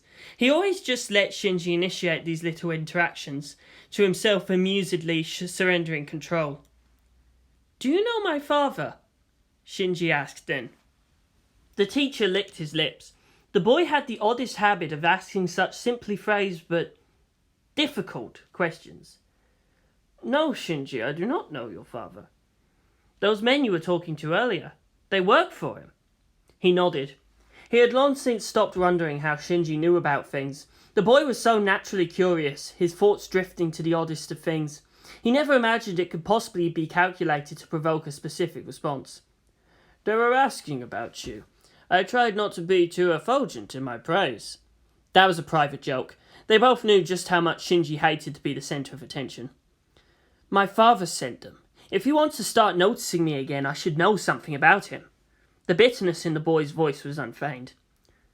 "Shinji, why was it that he felt so utterly out of his depth when he speaks to this young man? It puzzled him and exhilarated him. He shouldn't feel so challenged by someone at least a decade younger. "Your father is an important man. For you to realize how important, know that almost no one knows anything about him. He doesn't appear on the lists of the world's most important people. He never goes on TV. Very few even know what he looks like. I only know because he tried living here for a while." "He did?" "Yeah, at your uncle's house.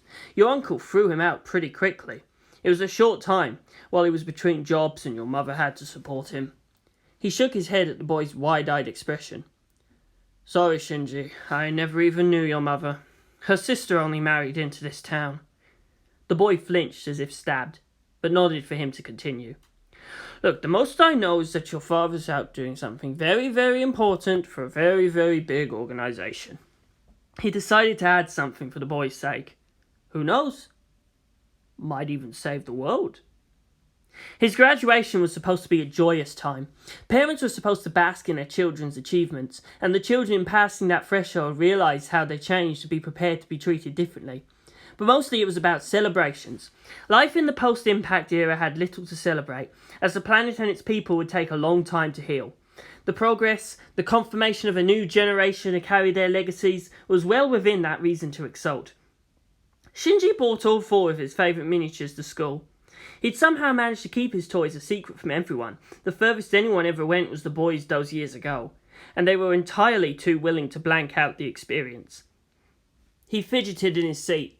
The rites were perhaps unnecessarily long, full of speeches about future and glory and hope and coming together and please vote for me the next election.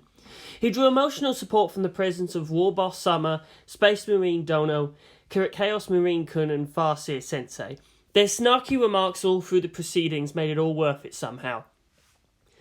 It dragged on until it was time to hand out those little slips of paper that would permanently kick them out of class. He felt as if electrified until it got up to his name. He went up to the stage to receive it, met by his uncle who gave him a deep bow. He bowed back, then back to his seat.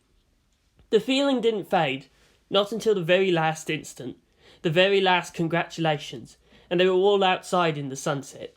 He winced as the sunbeam got in his eyes. Dramatic. Yeah, right. He regretted not asking for those damn orange-tinted glasses, even if he'd outgrow them rather quickly, even if he'd look silly in them. He rubbed at his eyes. He looked around, past every happy parent and simply exhausted young teen. His guardians let him even roam around a little. Shinji returned, his face an emotionless mask. "He didn't show," he muttered numbly. "I'm sorry, Shinji," said his aunt. Shinji looked nothing like Gendo right then. "I shouldn't have hoped," the boy continued. "I really shouldn't. I had no way of knowing whether or not he would show up." Shinji's uncle clasped the boy's shoulder and patted it reassuringly. "Not to worry. We're here, huh? I don't know what your father must be thinking, but he's going to regret not being here. Come on, let's get something to eat. Chin up. You're a high schooler now." Shinji tilted his head, as if listening to something. His eyes cleared. "Yeah. Courage. I'm a high schooler now." He even grinned. "Excuse me, Uncle. I have to do something." Didn't take long for him to find Minase and her parents. They were rich and stood out from the sea of sensible clothing. He stilled himself and walked right up to them. "Hoko-san!" he shouted, his voice breaking at the end. 3 sets of calculating eyes turned to him. He repressed a squeak. It was like being in the presence of the Inquisition. Shinji turned his gaze down and addressed the girl. "May I talk to you, Hoko-san?"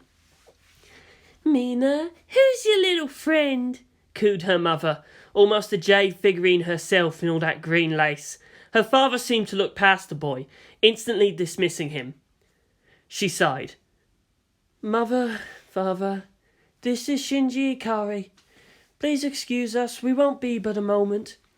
They moved aside, and there the girl waited with narrowed eyes. She'd been brought up to consider her time as precious, especially when it's spent in the company of her parents. It was simply rare when they were all together, a condition shared by many families in the scattered employment of post-impact industries. "So, we're like high schoolers now," he blurted out, "and I thought maybe now we could go out. As friends, celebrate and eat strawberries or something." He was feeling a double dose of embarrassment. Not only did he burn in his own daring humiliation, his 4 other pieces were groaning with and at him. "We can invite Achan if you want." Minase sighed and looked above his head to where her parents were, their eyes twinkling with merriment. She sighed again and grabbed his arm. She pulled him off to a more private spot, uncaring of how that might look. And there she took a deep breath. She looked straight into his oddly hopeful eyes and said, "Look, you're right. We're teenagers now, and I've just had about enough of your little elementary attentions." Shinji's mouth hung open. "I tolerated it back then because it was kinda cute, but it's getting annoying. I don't want you following me around in junior high. Don't take it too hard. Why should I go out with a short little weirdo like you when there's already someone cool waiting for me at the next school? You're only going to make yourself look even more foolish trying to compete. Why don't you just go out with Achan and get it all over with? You both deserve each other anyway." She flicked back her hair and walked away. She nodded to herself. Yes, fast, hard, clean. It was the kindest thing she could really do. Better have him hate her a little than pine away uselessly. That way her 2 friends can actually move on. It was going to be high school after all. Things would be a lot different. More people, more things to reach for. She could find better ones, more suited to her. "Let's go, mother, father," she said in her sweet voice. "Best not to waste any more time here." That was... What in the warp? What the hell? What? I am speechless. Completely, utterly speechless. Well, that was totally unexpected. A minuscule part of his brain prodded him about being totally spontaneous, acting on his feelings. He never saw that coming. The shock was wearing off. And there's the pain. And now the... What did she say? None of you will talk. None. The young teen stalked over back to where everyone else was, his limbs hesitant as rubber. Someone recognised his small frame easily. "Hey, boss! Hey!" Kobayakara gleefully made his way over to him. "How's it feel, huh? We made it! My parents really like my grades now. Thanks for that, boss." He nodded, though Shinji had yet to respond. "I saw you going with Minase. First rank and second rank. Sounds good, huh? How'd it go?" Shinji looked up with a hollow gaze. Though round and considered somewhat stupid looking, he wasn't that dumb about matters right outside the books. "Ouch," he scowled. "You want the boys to do something?" "No." Shinji shook his head slowly, trying desperately to clear his thoughts. "Never hits a girl. Only puny grots need to slap at someone weaker." Kobayakawa nodded. He swallowed Shinji's words like gospel. It was he that started the trend of calling Shinji boss. However, it wasn't until the boy forgot and lapsed into another mode of speech that it really stuck in. Shinji was a scary little dude when he had to be. That, however, was nothing. To the boys, he was scary in how much he knew. Whatever question they asked, he had an answer for. He set them up a standard of behaviour that had them using their strength to help others rather than push them around. The boys, as they became known, were anti-bullies. They went around stomping their respect back into other would-be thugs. Shinji was the boss. No ifs, no buts. What he says goes. It was a very small gang that knew, and that was the secret that bound them together. Outside, the world saw a polite, obedient little boy growing into a fine young man. When around his boys and no one else, he could relax, laugh and shout. And he told great stories. "Here we go," was the boy's chant as they walked the streets. "Here we go, where we go, not gonna knows till we gets there." He owed Shinji more than he felt he could actually repay. He actually got that respect from the littler kids and good feelings from those bigger. Kobayakara could never have gotten that the old way of doing things. The boys got their own subsidiary formations of littler boys, and the Gretz as a messenger squad.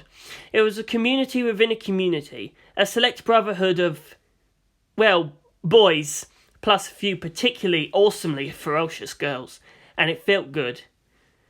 "She said something about a high schooler waiting for her," Shinji said absently. "Have a look at that." "Sure thing, boss," Kobayakara enthusiastically replied, almost snapping into a salute. "You want us to stop on him for a little bit?" "Nah, just curious. Just gather information." His gaze was so far away again. The boss had a tendency to space out like that. The boys took that as a sign of dismissal. Their word passed quickly, and even as they went home they were happy at getting a direct order for a change. Things to do tomorrow, some hearts were singing. Things to do. Purpose and sense of belonging post-impact fulfilled a most basic human need. Shinji returned to his guardians, a fake smile plastered to his face. "Okay, that's done. Let's go home." He wasn't going to go throwing things. He was not. Mostly because the only things he could throw were his figurines, and they were too valuable to waste on some little fit. Shinji grabbed at the sheets of his bed and pulled at it until almost tearing. "Urgh!" he snarled out. He then slammed his face into it, letting it soak his tears. He had never felt anything so ugly. It swallowed everything. He dimly remembered saying it was better when there was nothing he liked. When you valued nothing, you were like, invulnerable. "So you would rather not feel anything at all? That is foolishness," counselled the Farseer. "Nothing remains unchanged by the music of creation." "Let it out, little boss. Nothing's gonna make you feel better than a dude stomping. Ah!" "How could you do that to me?" the teen sobbed.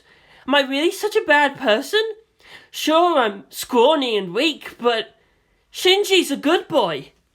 He felt a mental slap. "Get a hold of yourself, Commander. You're going emo. You're breaking the fourth wall." Shinji stopped to catch his breath. He blinked. "Wait, what did you say?" "I said, The Space Marine seemed to squeeze his face in concentration under the dim night lights. Get a hold of yourself. You're granted some ammo. Prayer may cleanse the soul, but pain purifies the body. What does this prove but that the soul is weak? Only in pain and suffering do we stoke the fires of our spirit." "Endure," said the Eldar softly, as if her pain resonated with his. "And in enduring grow strong." The young teen sat back up on his bed and sat there cross-legged. He took several deep breaths. No, the pain was still there. The rage was still there. Nothing he could do would simply make it go away. "Why do you all sound a little more respectful now?" he asked after a while. "You never gave me titles before." Am I not your protector? Am I not born from the depths of your mind? You are the Primarch of my will, the bastion of my disciple. Command me and I obey." "Where's your thoughts at me? You said to shut up, so we did." The war boss radiated disdain at the wordy Gothic parlance. "See? Short, to the point, orky. That was the proper way to talk." "Never have we been anything but your helpers, Shinji," the Farseer seemed to curtsy. "What pleases you pleases us. What hurts you hurts us." "We felt it all," came an oily presence. "All of us. Your pain, it is ours." Shinji looked up at the Chaos Marine standing on the shelf, its bolter still crossed over its chest. Its scarred face still looked fierce, but also oddly at peace. "She hurt you, and we know how it is to hurt. The only way to make it go away is for her to hurt back." Imaginary shouts erupted all around the room. "Foul spawn of chaos!" The Space Marine was understandably the loudest among them. I knew this! I knew this day would come! I knew you would wreck your temptations, but I say nay! You will not succeed this way! What the sog? The war boss seemed to stare cross-eyed at the lyrical turn. Look, just come down so I can stab ya, he told the Chaos Marine. My little boss is no squighead to go stomping's no puny female. He will not turn, the Eldar said in all confidence. It is easy to see the failed methods of chaos. Shinji hadn't realised it until then, but it was raining outside. In a brief flash of lightning, the Chaos Marine seemed to turn its head and sneer. So he is just to accept it. Become a whipping boy. He is meant to be abused and be glad for it. A martyr without a cause. The Chaos Marine began to laugh, booming for such a tiny figure, competing with thunder outside. Where is the respect, Orc? Where is the justice, Astartes? And where, you soggy old witch, is his choice? The three could not answer. She disrespected you, Bright Lord, and it is only justice to let her see the errors of her way. It is your choice to be a wimp or heed the call of power. Your education is incomplete, intentionally so. They wanted to keep you weak. That is a lie, screeched the Farseer. I taught him all that he needed to know. Did you? He may have needed only that much then, but this is now. Can you teach him all that he can do? Just because one can, does not mean one must. Ha! You all disgust me. I can complete your education, Bright Lord, and show you how to command rather than be commanded, to take rather than be deprived, to be revered rather than reviled. Isn't that all like evil? I'd rather not do anything that would get me thrown in prison. Thanks anyway. You know us, Shinji. Evil is a label only given by the other side. It cannot be trusted to be impartial. People will tell you that evil is a slippery slope and good a mountain. It is hard to do good while so many do evil. This only says the natural state of man is evil.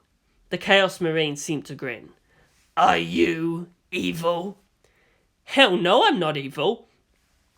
It can also mean instead that there are great goods, little goods, great evils, little evils. There are many things, evil things one can do to serve a greater good.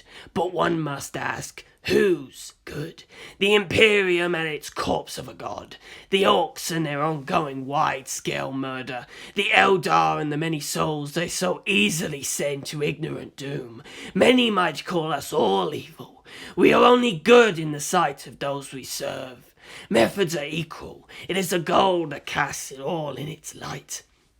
Those are excuses. I'm not going to start worshipping chaos and wishing harm to Minase-san, said Shinji with conviction. I don't like the dark gods you serve. The Chaos Marine laughed even more. Bright Lord, it is you that I serve. I am only evil if and when you are evil. I am your servant, and only your will is my creed. I am chaos! I am neither good nor evil. Chaos bids me serve you, and serve you I shall. I ask for nothing. I require for you to do nothing. I give you all, for such is the favour of chaos. It is already in you, my bright lord, and it's how I speak. It's in you, my bright lord, and it's the power that you seek. Why do you keep calling me Bright Lord? Are you like the dark gods I once served? You are bright and limitless, my lord. I will not ask as to their good or evil. You shall shine either way. Ask for justice, and I shall give you justice. Nothing more, nothing less. Chaos shall serve you well. Shinji was dumbstruck. He knew these conversations were all in his head. He knew he did so to entertain himself. He knew their advice so far had been useful as they opened up possibilities he normally wouldn't think of. Accurate is the only way he could have described them thus far. Outside the rain still fell, and the unrestrained sounds of a wounded nature continued to be the breath of an enraged wolf at his windows. He'd never expected his fantasies to turn out to be so thorough. He had been doing it for years now. He exhaled and sat up. "What can you do?" he asked it. He could feel its triumph. He could also feel the truth in every single thing it said. Chaos was not an evil separate from him. His figurines could not ever force him to do any action against his will. It was his delusion, and it was only his choice to allow said delusions. The last half of what the Eldar has wrought, that which continues to escape you. The young teen stood up. Was it? Why is you listening to this chaos, boys? No need to make stuff all complicated and what? Just bash something. You'll feel better. You'll see. Commander, no! Chaos promises many things, and always have they led to ruin. Even the greatest of us all cannot stand uncorrupted by its touch. Do this, and forever it will hold a piece of your soul. Shinji! Remember!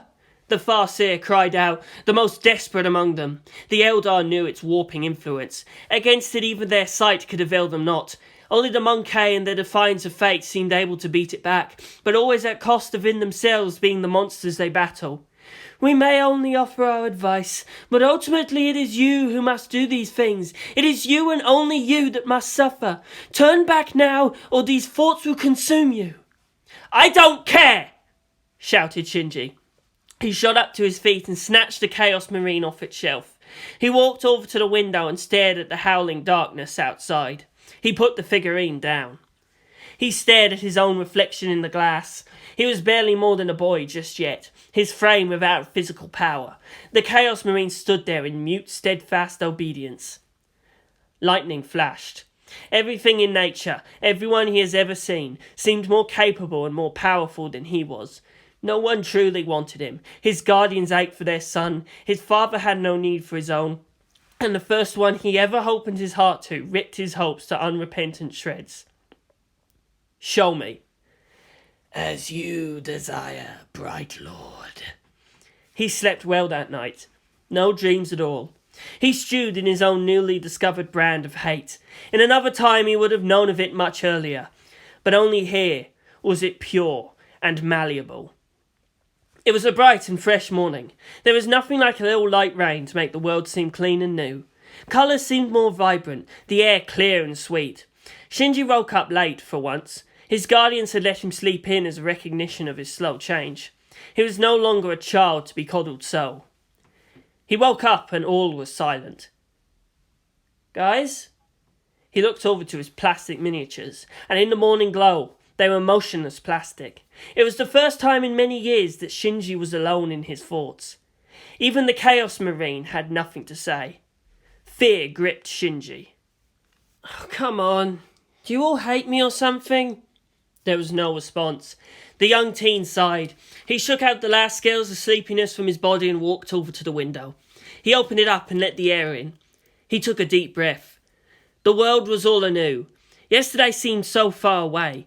Yes, he supposed he was just being silly. He could easily live without Minase. He was to be a high schooler. He supposed he was just growing up, and no longer had to rely on something else to do his thinking for him. Congratulations, Shinji, said his uncle over breakfast. How do you feel? He paused and really thought it over. Empty, somehow.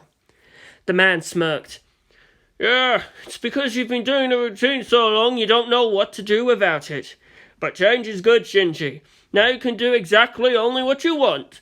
You're going to go back to the old habits when the classes start again anyway. He raved at the air. Best to enjoy this while you still can. Shinji nodded, agreeing utterly. Mitsugane Ayane knew where Ikari Shinji lived.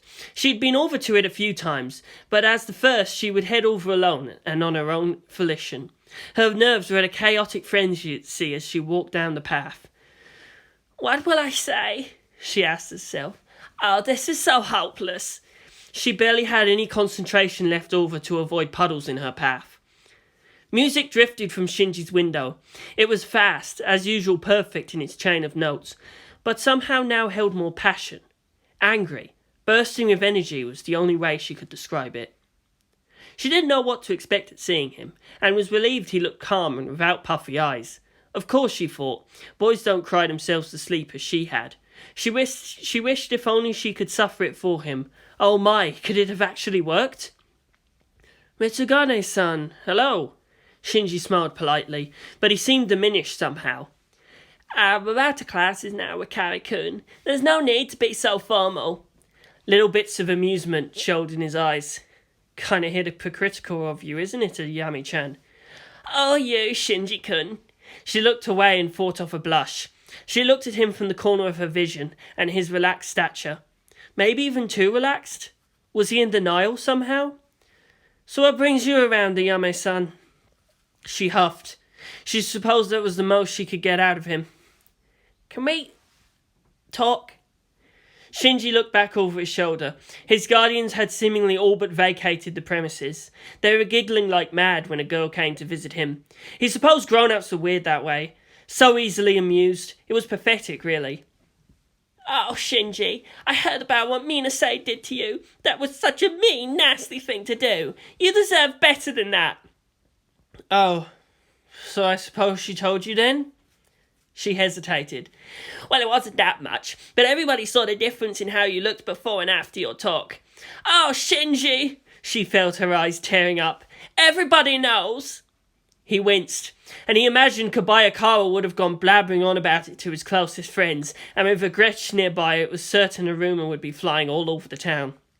He shrugged. Oh well, there's nothing to be done about it. You shouldn't say that! She almost yelled. Just because she's pretty and rich doesn't mean she gets to treat the rest of us like we don't matter. What she did to you was just wrong. Why not you? You're kind and smart and gentle and cute. And she was actually now crying. And you don't deserve to have your feelings thrown aside just like that. You should know you're not disliked by everybody. You should know there are others who can care for you as much as... You were so brave, at least. I wish I could be so brave. Ayane-san. Oh, I'm sorry, but I already know. She looked up sharply, her eyes wide behind her frames. What? She gasped. Her face burned. Of course he would know. But then why didn't he ever say anything before? That was cruel too. But there's really someone else. The girl nodded and took out a handkerchief. I know that too. I just can't compete, can I? I'm not as smart or pretty or sophisticated, and Shinji could sense she was about to enter into familiar territory and decided to head her head off at the pass. No, Minase has someone else. He shrugged. So I can't stand in the way of that. Ayane looked up again, her face open with shock. She does? She does. Shinji didn't know exactly why, but gave her word for word what happened. He relished it. Though he had been humiliated, he felt some delight at sharing the ugliness of her personality. That's scandalous. How long do you think this has been going on? The supposed best friend stood up and began pacing. Seriously, what could she have been thinking? We're too young. You only asked her out to eat... Strawberries. Eat strawberries, the girl nodded. That wasn't a date. There's someone waiting for her already in high school? What's she thinking? What is she doing? Shinji shrugged again. Likely she initiated it. It's a status symbol for her to reach above her apparent social caste. The other, I think, would just enjoy having someone of her family status linked to him. Both don't really know what they're doing. He sighed. We're too young. You don't sound young, said Ayane. That had always been what drew her to him. Shinji laughed, but sadly and at himself. Part of me always feels like 10,000 years old. He took a deep breath and leaned. Or it might just be undigested cheese. The girl didn't know what to do with this more casual, more playful Shinji. She felt guilty, but it was perfect. Like everything was made out for this chance. No, I don't think we should be going out, said Shinji, still with his head slumped back over the chair and almost asleep. Ayane felt her heart stop. So this is what that felt like. She could finally truly emphasize. What are we, Ayane-san? Friends? We are too young. Why change that? Why mutate this comfortable distance we have to something we can't really see? He raised a hand and made little flitting motions. Feelings are like butterflies. Let them fly as they wish and they return to that flower time and again. She smirked. How so utterly wisely Shinji-kun of him.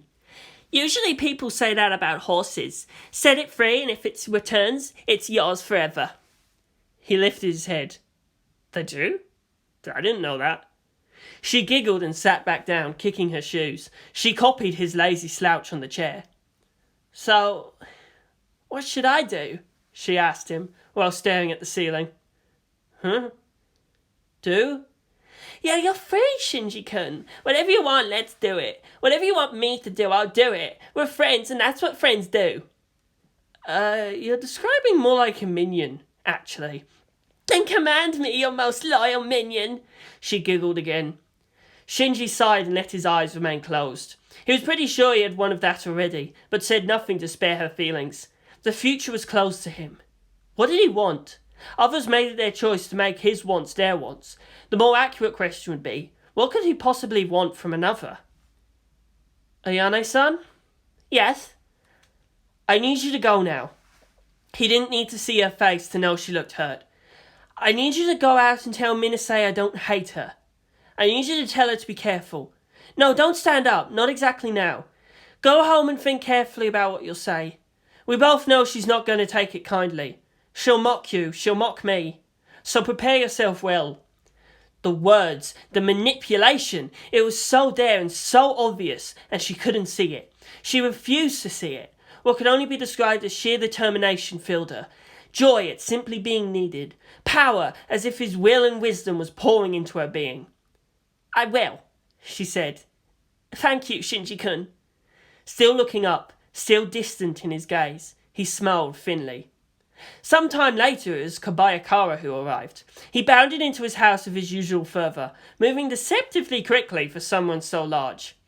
Hey, boss! Got news, boss! He called out after being shown in. More of your friend, Shinji? Said Shinji's aunt. I have some more rice cakes. Would you like some? She asked the rotund boy. The expected happy nod pleased her. I think we should take a walk. Please wrap a few in a plastic bag. Shinji led him a good ways out from the house, near beaten cliffs overlooking the devouring ocean. Kobayakara followed, content in having rice cakes to munch on. He waited patiently as Shinji stared off into the distance. What have you found? Oh, so it's to be that sort of Shinji, eh? Well, he could not expect the boss to be fun about this sort of thing. We got the Gretches working, boss. One of them saw Minase stop at a coal booth to phone someone instead of using a cell phone. She ducked into a store and came out looking different, hair up in a bun and everything. Dude in a bike came by and took her off. You know, I should be feeling some dismay at how you have kindergarten kids stalking people, but I just can't seem to raise it right now. I'm impressed, though. They're surprisingly patient and hard to fool. Kobayakara lifted his double chin up. My Gretches are the best, boss. No one ever notices a little kid. Have four of them squatting in a corner and nobody cares what they do. It's like they're invisible. If they look plain, they can do anything. Good job. Now what's about this onety squig? I don't think the Grets can follow them on a bike, can they? No need to, boss. His voice then brightened. We got this little Gret. We call him Bike Boy. He follows the bikes of everybody in this town. If it's on two wheels, he knows it. That 'cause his brother runs the bike shop. He works the Grets on messenger service. We got him and other shops on it, so he always has a stash of candy for all the boys back of the hut. No toys is too expensive if you can share it. No one messes with the mob without the rest chipping in. Shinji nodded approvingly. The boys were actually loved by the merchants downtown. Let them grow up a bit more and that cut off an entire generation out for protection. The boys would actually protect these people. We got some bad news for you, boss. The squig's Kataru Jishin. He's in high school, 3rd year. Now his brother's Yakuza. He's in prison right now, so the squig's behaving. He's odd, though. Runs the junior high mob. Nothing like our mob. Kobayakara seemed to shrink into himself. If we gets at him, a lot of the boys are gonna get hurt. So, don't. I only asked you for information. But you're the boss! Who hurts you hurts all the boys. Who don't respect you don't respect the boys. We should stop him. Stop him good. We don't. Shinji turned, his eyes glittering madly. That word is not to be used so lightly, so foolishly. Do you understand me? Kobayakara took a step back. Sure, boss. The war is sacred. It is not for the boys to race. The war is to be done when and only when the world needs turning back to the right and proper. You smack someone, you stomp someone. But you don't call the war without a war boss. And you don't have a war boss until you have a war. Do you hear me? Boss, I hear yez. When you calls a war, I expects there to be nothing less. You will stomps the target until it is done. You will breaks their stuff. You will digs their lands up until nobodies can remember where they once was. You will send the boys, and the boys will not stop until the other side is all right and proper and ours. That is the war. You gets it? Yes, boss, I gets you, boss. Ikari had an expression which could only be described as religious awe. You the boss. Shinji stepped back and sighed heavily. So don't say it. Not gonna say it. Something has to be done about this Jishin. He's got that broody bad boy image young girls love. Shinji steepled his fingers and held it up to just under his nose as he thought. He wants her money. He wants her body. He will use her. He will break her. I can see it. And I can just let it happen. Wouldn't that be perfect? He sighed again. Send someone to follow him and Minase around, ready to call the cops. Crap. He had sent Hayane out. You know Mitsugane Ayane? She's my friend. I need you to watch out for her. If she's in trouble, I don't care what. Jump in. Protect her. Yes, boss. Sure thing, boss. Shinji turned and smiled now. Auntie makes good rice cakes, doesn't she? It's the sliver of cheese she puts on top. Come on, let's get you some more. Thanks, boss! Shinji was still waiting. The silence in his skull was deafening. For years now he had imagined life into those little plastic people, and filled his bland moments with the joyful noise of their bickerings. He had made them the companions who would never disappoint him, would never abandon him. He took deep breaths and tried to clear his mind. He went out into the beach where he found them and listened to the waves. A constant pattern in the background helped him concentrate. He had no need to time his breathing. He breathed in with the surf, out with the riptide. No wonder so many temples were built near the shore, he realised. Through it all there was only the serenity, the utter and artificial silence within his mind. He was starting to loathe it. He would seek that meditative state to help him think, but now that he could reach it so easily, he found himself preferring the chaos of their little voices batting away thoughts back and forth. He made them as the ones who would never betray him, so the logic was that he betrayed them. They didn't leave, but were shut away. How? He had no idea, just as he didn't know at what point in time they crossed from mere voices in the head into distinct, seemingly self-sufficient personalities. He thought he should have bought the figurines. They helped him focus. But really, did they reside in all that plastic? He'd used them as a crutch for too long. I still need you! He shouted into the silence. Come back! There was no response. If this was what it meant to grow up and decide from oneself, he could do with remaining a child for a while longer. He stood up and looked down at himself. Black pants, white shirt. Even out of school he preferred those simple clothes. No wonder Minase found him weak and boring. He kicked off his shoes and began to walk over to the shorelines. He stopped right at the water's edge and let the waves lap at his feet. The horizon stretched out to beyond time, the sky vast and infinite. Under it his problems faded into their temporal insignificance. Was it the pact with chaos? He asked the silence. But chaos doesn't exist. Even then, shouldn't his chaos worshipper remain? What happened while he slept? He missed them terribly. What will you take for them, LC? You brought them to me from your depths. What can I offer so you can bring them to me again?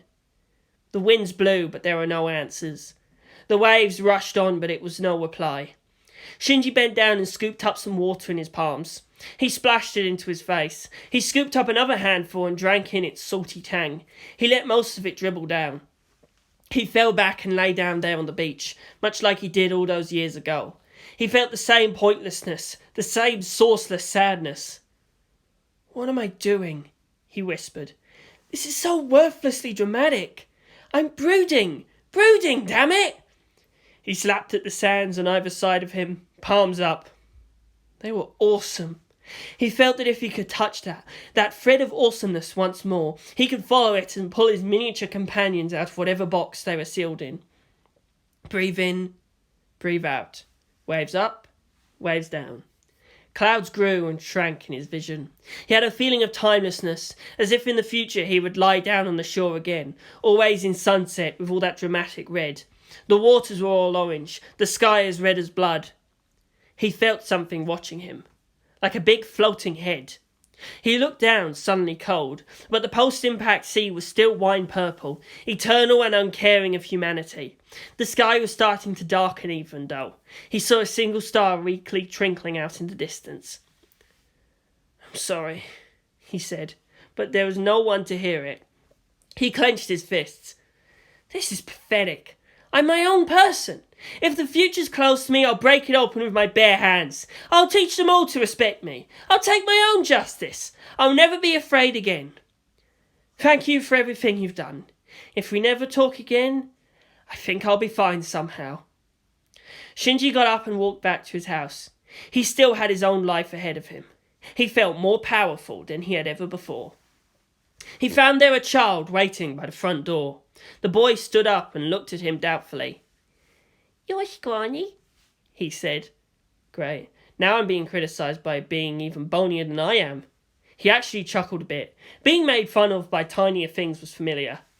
"And you're little," he said back. "Who are you?" "I'm the Gret," the little boy proudly said. "I thought there was more than one. Collectively, you're Gretchen." His eyes widened. "You don't look like one of the boys, but you're right. We're all the Gretches, but nobody knows that secret name." He scowled. "But I'm the Gret here, and I have a message. I gotta make sure." Okay, what do I have to do?" "You got to prove you're one of the boys." "How do I do that?" The child put both hands behind his head and half turned away. "I don't know," he said casually. "If you're one of the boys, you know." Shinji blinked. All things considering, he wasn't actually one of the boys. He'd never been part of their meetings. He had no idea of their initiation rites or how they identified each other. His contact with them were limited mostly to the 3 other kids who had legitimate reasons to fear the heck out of him. He slapped a fist down into an open palm in the common Japanese expression of Eureka. "Wait here," he said, and rushed into the house. When he returned, he had his cello. The little kid squinted at the spindly, fragile-looking instrument. It didn't look properly hard and awesome like the boys would use. Shinji smirked a bit and mouthed, "Try this." He held the cello improperly, held down like a fiddle. He stomped his white foot down on the concrete, hard. Then twice more, faster. He began to play. It was a simple melody, repeating, rapid, violent. He went at those strings as if he wanted to rip them right off the wood. When he finished, his hair was all mussed up. His eyes were wide and his teeth were bared in a fell grin. He held the cello up to the sky like an axe. "Here we go, here we go. Where we go, nobody knows till he gets there. Here we go, here we go. What do we do?" "Nobody knows till he gets there," mumbled the child. "That was awesome. You are the boss." He kicked his heels and stood up straight. "Got a message for you, boss." Shinji made her wearied. "So what's the word?" "Something's going down at the old Salt Park, boss. Boss Yakara's already there. He told me to come get you. We got to go." "What's with all the dancing around for? We should hurry." "The word was for the boss. I had to be sure. If you're the boss, I shouldn't be wasting your time." The boy sniffed. "But if you're not the boss, then you're a squighead wasting my time, and I don't got to show you any respect." Shinji sighed. He went back indoors only long enough to shove his cello into his aunt's hands and mutter a quick, "So we gotta go!" He ran back out again, but stopped after a distance. He looked back to see the Gret scampering to keep up on his stumpy little legs. He crouched down and motioned for the child to get up on his back. Though he did look scrawny, Shinji was relatively fit for his age. He bore the burden well as he went off at a steady lope towards the town. "What's going on?" he asked. "Dunno. I was told to come get you just as he was heading in. My feet were already moving, so I had no time to ask." Shinji tried to turn his head. "Wait, are you telling me you ran all the way from the salt park to here?" At the boy's nod, he added with simple wonder, "You'd better be getting lots of candy." "What are you, crazy? I should be expecting candy for this?" The child's indignation threatened to topple him off his feet. "The boys needed me and I was there. The boys are always happy to do what the boys got to do." Shinji groaned. Such fanatic dedication. How many young lives had he inadvertently corrupted thus far? The Salt Park was actually Mamaru Community Park, half swallowed by the sea. It was one of the most secluded portions of the town, with weeds barely kept at bay hiding it from the road. Behind its tangled reeds opened up a clearing with several benches, with an excellent view of the sun sinking into the sea. It was a properly romantic spot, remote and intimate and mostly unknown to the grown-ups. Shinji dropped the grets upon reaching town. Go get the boys. Bring food and rocks. Big sticks. Nothing bladed or that could stab. Alright? He arrived at the Salt Park to see it no longer unknown. Police cars ringed the place, their siren lights bathing everything in harsh, flickering colours. There were already a few curious people milling around. They were outnumbered by blue-garbed policemen, though, who kept everyone away from the police line. Beyond that yellow barrier was an ambulance, and Kobayakara surrounded by cops. The round teen seemed unafraid, though, and easily broke away from them to get to Shinji. He ducked under the tape and bounded over. "Hey, boss! Good thing you got here, boss. The cops were getting annoyed I wouldn't talk, but I had to tell it all to you first." He grinned. "I did what you wanted me to, boss. I saw Yane-san and followed her, but without her seeing me, you understands? I heard some yelling and her screaming, so I went right into the park. There I saw Minase, and she was naked and crying, and that grot Jinshin got at Ayane-san, and he was just about to slap her. So I jumped him, boss. I jumped him good like he told me to." Kobayakara's face was a mass of cuts and bruises, his left eye purpled and shut. His grin only made it look even more grotesque. "He got me a few times, but I didn't really feel it." He patted his belly. "All these fats gotta be good for something, huh?" Shinji was surprised at his own tone. It was cold and calm, and yet he still wanted someone to tear apart. What happened next? What happened to Jinshin? "This was awesome, boss. We was mucking about there, and Minase just up and gets him at the back of the head with his big hard rock. He turns around and looks all confused, and he sees her and she's crying, and she bashes him again with the rock at the side of his head. It makes his little spin in the air as he falls over. Minase falls down too and cries there for a little bit. Then she gets up and stomps on him in the groin, and then Yana-san hugs her, and the girls can get on to some proper crying." He nodded and looked proud. "I could have looked, but I didn't want to be groin stomped too. We was going to sneak her back into town, but it turns out the Grets went to the cops first before heading over to yous. The cops came by and they was actually scary for a while until Ayane-san yelled at them. They led us away and gave us blankets and coffee. I think I like coffee, boss. It's bitter, but you needed to fight the sweet of the round cakes we was supposed to dunk into it." Kobayakara shook his fists over his face. "We stopped that Jishin good. The boys rule!" Shinji looked behind his follower to see a covered stretcher being loaded into the ambulance. He didn't have the heart to correct the statement. Not just stomped, but stomped dead. "Now I got to talk to the cops. Thanks for getting here, boss." Shinji watched him go and hoped the police would get something more substantial out of him. Intellectually, he knew about rape. He could understand the reasons behind it, the biological imperative. Minase was quite well developed for her age, and without ever even seeing Kotaru Jishin's face, could deduce to some extent why he'd taken this particular day to lose it. But emotionally, he got it all as Minase emerged from the park, bundled in a thick, warm blanket, and flanked by her parents, her hair matted, her skin bluish pale, and her gaze hollow. Life returned to those eyes when she saw him, and all the shame and the horror there could likely be matched only by his own. "Don't look at me!" she screamed and hid herself behind her parents. "Not him. Anyone but him," she said into their embrace. Her words came out in sputters. "Just yesterday I told him I never wanted to have anything to do with a short little weirdo when I had someone cool waiting for me," she wailed. "I didn't want to be seen with someone like him. Now even he would never have anything to do with me." "Mina-chan." Her mother hugged her well. She looked at Shinji standing there, whose young face was stricken with grief. "Such a pity. He seems like such a nice boy." Minase continued to sob. They went into their expensive new car and drove away. The future might have been closed to him, but the past was not. He knew that somehow, that he could have prevented this. Next to come out was Mitsugane Ayane, escorted by policemen as her parents hadn't arrived yet. Her frightened expression abruptly brightened as she saw him. Numbness faded from her joints as she abruptly rushed him and fell into his arms. "Shinji-kun!" she sobbed into his shirt. "Shinji-kun! Shinji-kun! It was so horrible, Shinji-kun!" She repeated his name as if it would drive all the bad things away. What happened, Ayane-san?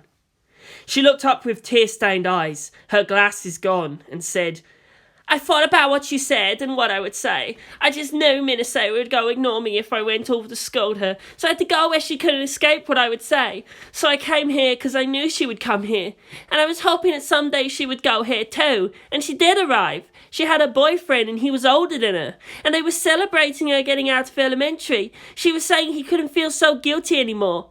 I was hiding and I could see his eyes and I knew that he wasn't ever guilty of anything. They were doing things, Shinji. Things we shouldn't be doing yet. And I just had to get out there and say it to her. And I went out there and said it. It was wrong. She should be ashamed. It was all wrong. And it would end wrong. And how could you throw away the good that you would have bought her? Ayane gripped his shirt tightly and pulled herself closer to him. Grimacing with heartfelt pain, she spoke it to his face. And she stood up and spat out what was in her mouth and told me I was a child, and you were a child, and that she wasn't anymore, and that she didn't have to listen to us. Going here and there, crying and asking for help, was so useless. She was better than us. She didn't have to listen to us. She collapsed into sobs. She said it like I knew she would. She didn't care about any of us at all. That's where I slapped her. That's where I told her she might not need to listen to me, but she had to live with her parents. Ayane buried her face into the folds on his shirt. I told her it was wrong and her parents would find it wrong and they would do something about it. She slapped me back. She told me I wouldn't dare. She told me no one would believe an attention-seeking brat like me. She was afraid. The girl continued her tale in between wordless desolation. She grabbed my hand and told me she would find some way of making me regret it. I wouldn't tell anyone, would I? Would I?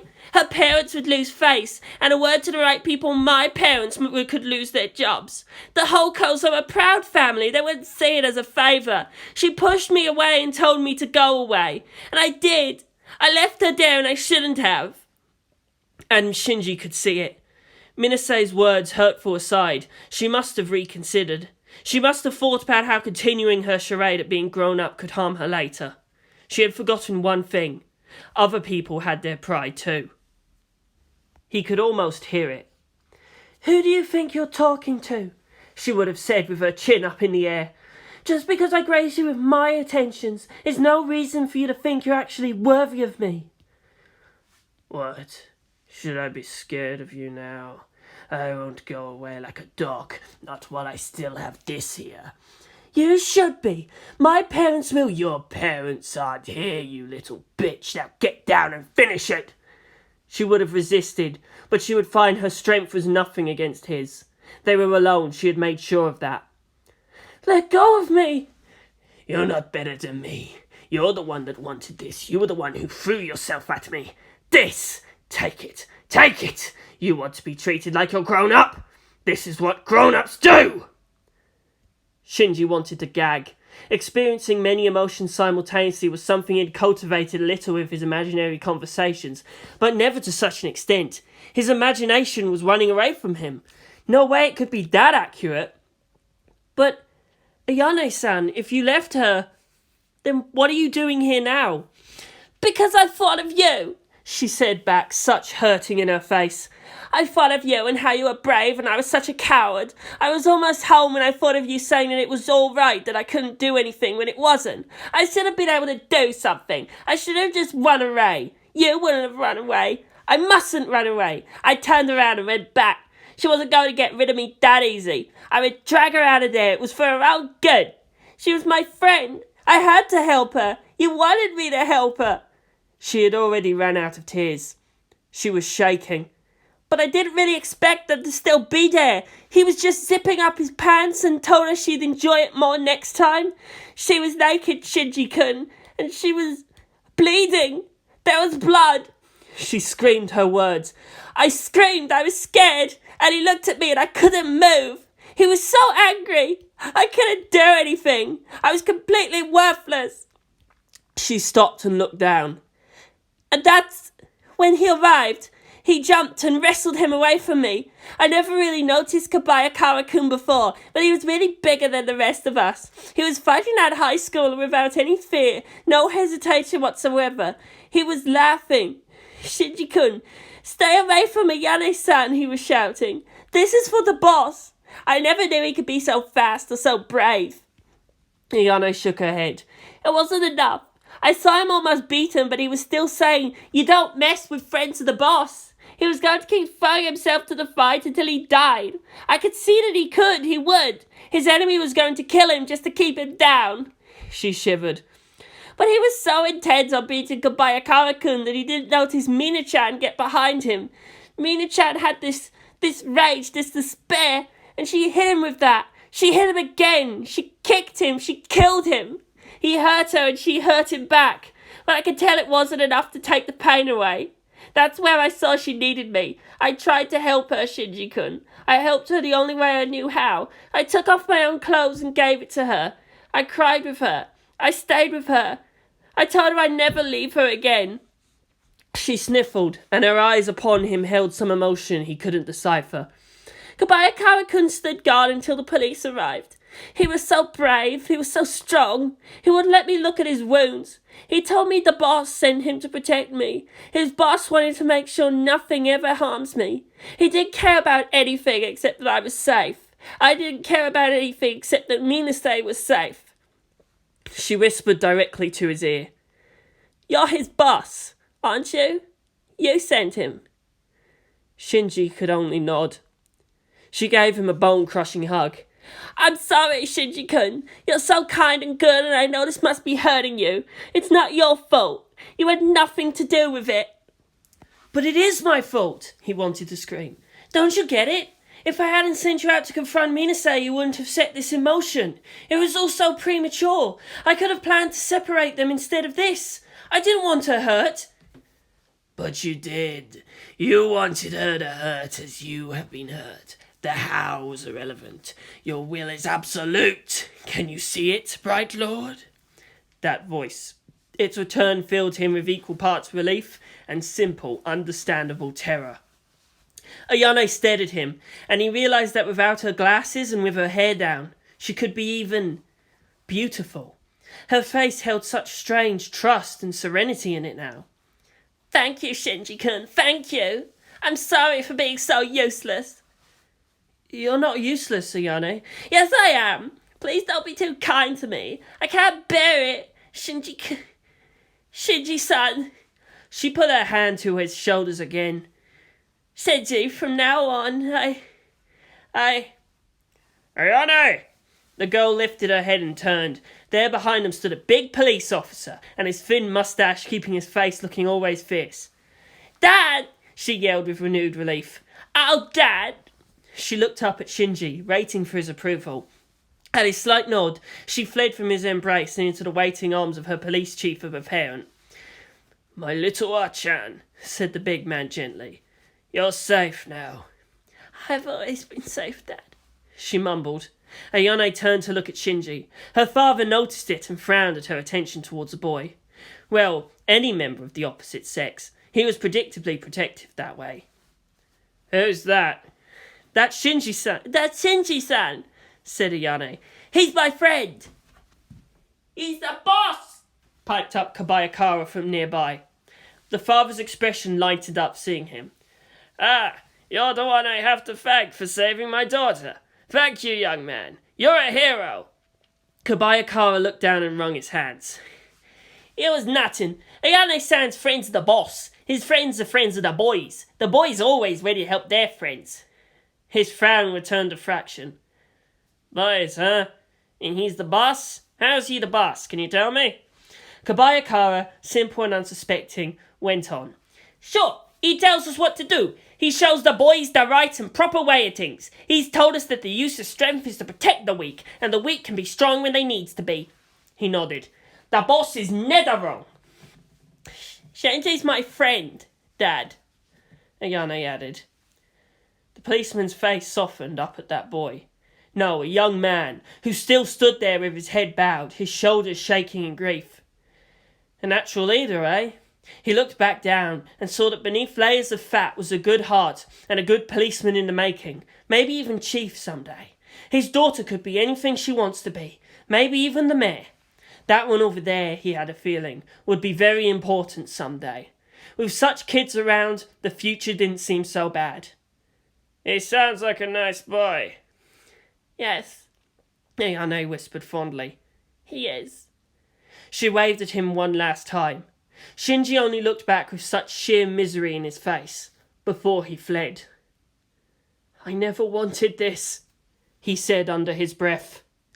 But see, he that has stolen from you has paid for it with his life. She that set herself above you now lies humbled and broken, the blood of that she once loved on her hands. He that follows you is now a hero, respected by many, and she who once held you in high regard now worships you. Chaos is, and in chaos all things are possible. His guardians arrived only soon enough to see him run past back to the house. His aunt made as if to call out to him, but a hand on her shoulder kept her silent. Shinji's uncle had already learned of what happened. No, let him be. He needs to be alone, he said sadly. Shinji's just too kind. He needs to be alone to deal with knowing not everyone can be as naturally good as he expects them to be. That poor boy. The boys broke onto the scene, shouting something that sounded like "Hooah!" and ground to a halt at seeing all the policemen. They sheepishly put away their useless rocks and sticks. The snacks were not useless, and in between grateful munches, Kabayakara regaled them of his tale of heroism and the confirmed infallibility of the boss. The boys offered some snacks to the policeman, who accepted it with a smile. It was a simple act that would have far-reaching symbolic consequences.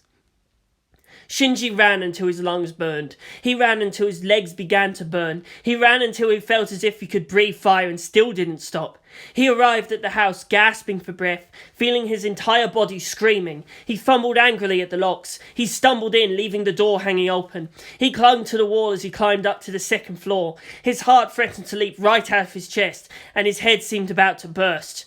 He kicked open his door and laid bloodshot eyes at a single figure alone in its shelf. "You!"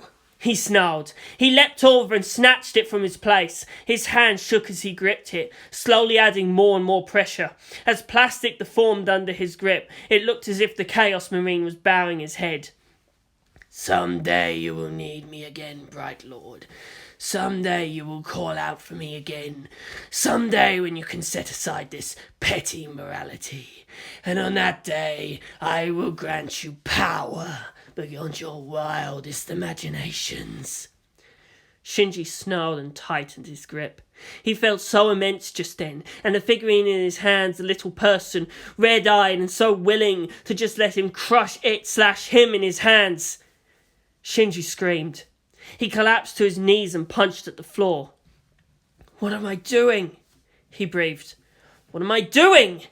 He opened his palm to reveal the figurine all bent out of shape, its lacquer cracked in places. It didn't seem irretrievably damaged, though. He could push things back into place and slap on a fresh coat of paint. "Why am I so angry at this thing? You're just a lump of plastic!" he said, his heart lifting. He got up and placed it back on the shelf. Shinji sat on his bed and cradled his face in his hands. "I did it." He failed to hold back his tears. "I'm a horrible person." No, you are not. He felt another familiar voice skim through his mind. It was not your fault, Shinji. What did you really do? Clear your mind and admit it to yourself. What did I do? I wanted her to hurt. Did I cause this to happen? I took her pain and loved it. Oh gods, I loved it. No, yous didn't! Shinji could feel a massive stomp echo through his consciousness. She was weak, and you hated anyone who abuses the weak. You must not lie to yourself, Commander. Consider exactly what your influence in this matter brought. As much as it pains me to admit it, the Chaos Pawn had done you right. You saved a life, Commander, and it was not by your hands that an evil one was destroyed. It was by your will that one was saved from that evil. But, Minase, did you plan it? Such is the way of chaos that it prevents any attempts to truly control it. The farseer in his mind stroked with her white-gloved hands from the cheek of her helmet, down to her neck, past her chest plate and down to her hips. You did nothing to her. You must understand this. You are not a god. Not everything is within your control. Her fate is hers alone. I didn't want anyone to suffer, Shinji cried. I don't want to be evil. I don't want anyone to suffer ever again. If that is your desire, Bright Lord, the Chaos Marine actually had the gall to interject, then let it be written upon the flesh of destiny. Be silent, screeched the Eldar. You have had your say. Be silent until your loathsome opinion is asked for. I obey chaos, not you, witch. But for the Bright Lord's sake, for now, I shall do as you say. Shinji bent his knees up and went into a sitting fetal position. He had touched something today, something vast and powerful in his. The Orc said it was nothing more than his inner badass. Both the Farseer and Space Marine cancelled for him not to worry about it, and it would be a long time before he'd swallow so easily anything that Chaos would say. He no longer felt powerless though. He learned that day that when one's physical strength fails, let the mind triumph. When the future is closed to the mind, then it is the point of decisive action. When all is dark is when the light of the soul shall reveal itself. His physical form was not the all of what he was. I am Shinji Ikari, he said to himself. This is what I am. The day arrived when he received the letter from Tokyo 3. It had one word in it. Come. Shinji Ikari stared disbelievingly at it, all else blank paper but for the NERV letterhead and his father's signature. How hard can it be to write one other word? Please come. Or you are needed, come. Or just I'm sorry? No father would write this, he said to himself. This is something specifically designed to piss me off. He gasped. And it's working. You don't have to go to Tokyo 3, Shinji, his aunt said softly. You can just stay here. You can be happy here, can't you? Yes. Don't give the bastard the satisfaction of having the son he so ignored come running at his earliest call. What's there for you, anyway? He could just stay, in a town which actually loved him, where the boys were being treated like the minor militia, where someone stood beside him, and strangely a best friend / confidant / personal secretary did vastly simplify his life, where once, when no one was around, Minase actually knelt down and kissed his shoe, as if his mere touch could purify her. Then she laughed at the panic in his face. Life was good. With his own efforts he could believe he deserved a little bit of happiness, right? It was a nice, normal life. And yet somehow... He could see it in their eyes. Even as his guardians asked for him to stay, they already knew that a part of him was meant for bigger things out in the world. Shinji crumbled the letter, if it could even be called that, in his fist. He looked up, and the weight of ages were in his eyes. I have to go to Tokyo 3. It's time my father and I talked things over. Give him a punch in the face for me, would ya? His uncle said with a grin. If he deserves it, he replied with a similar wide expression. Shinji Ikari had all the outward signs of a happy, emotionally healthy child. 残酷な天使のように少年よ神話になれ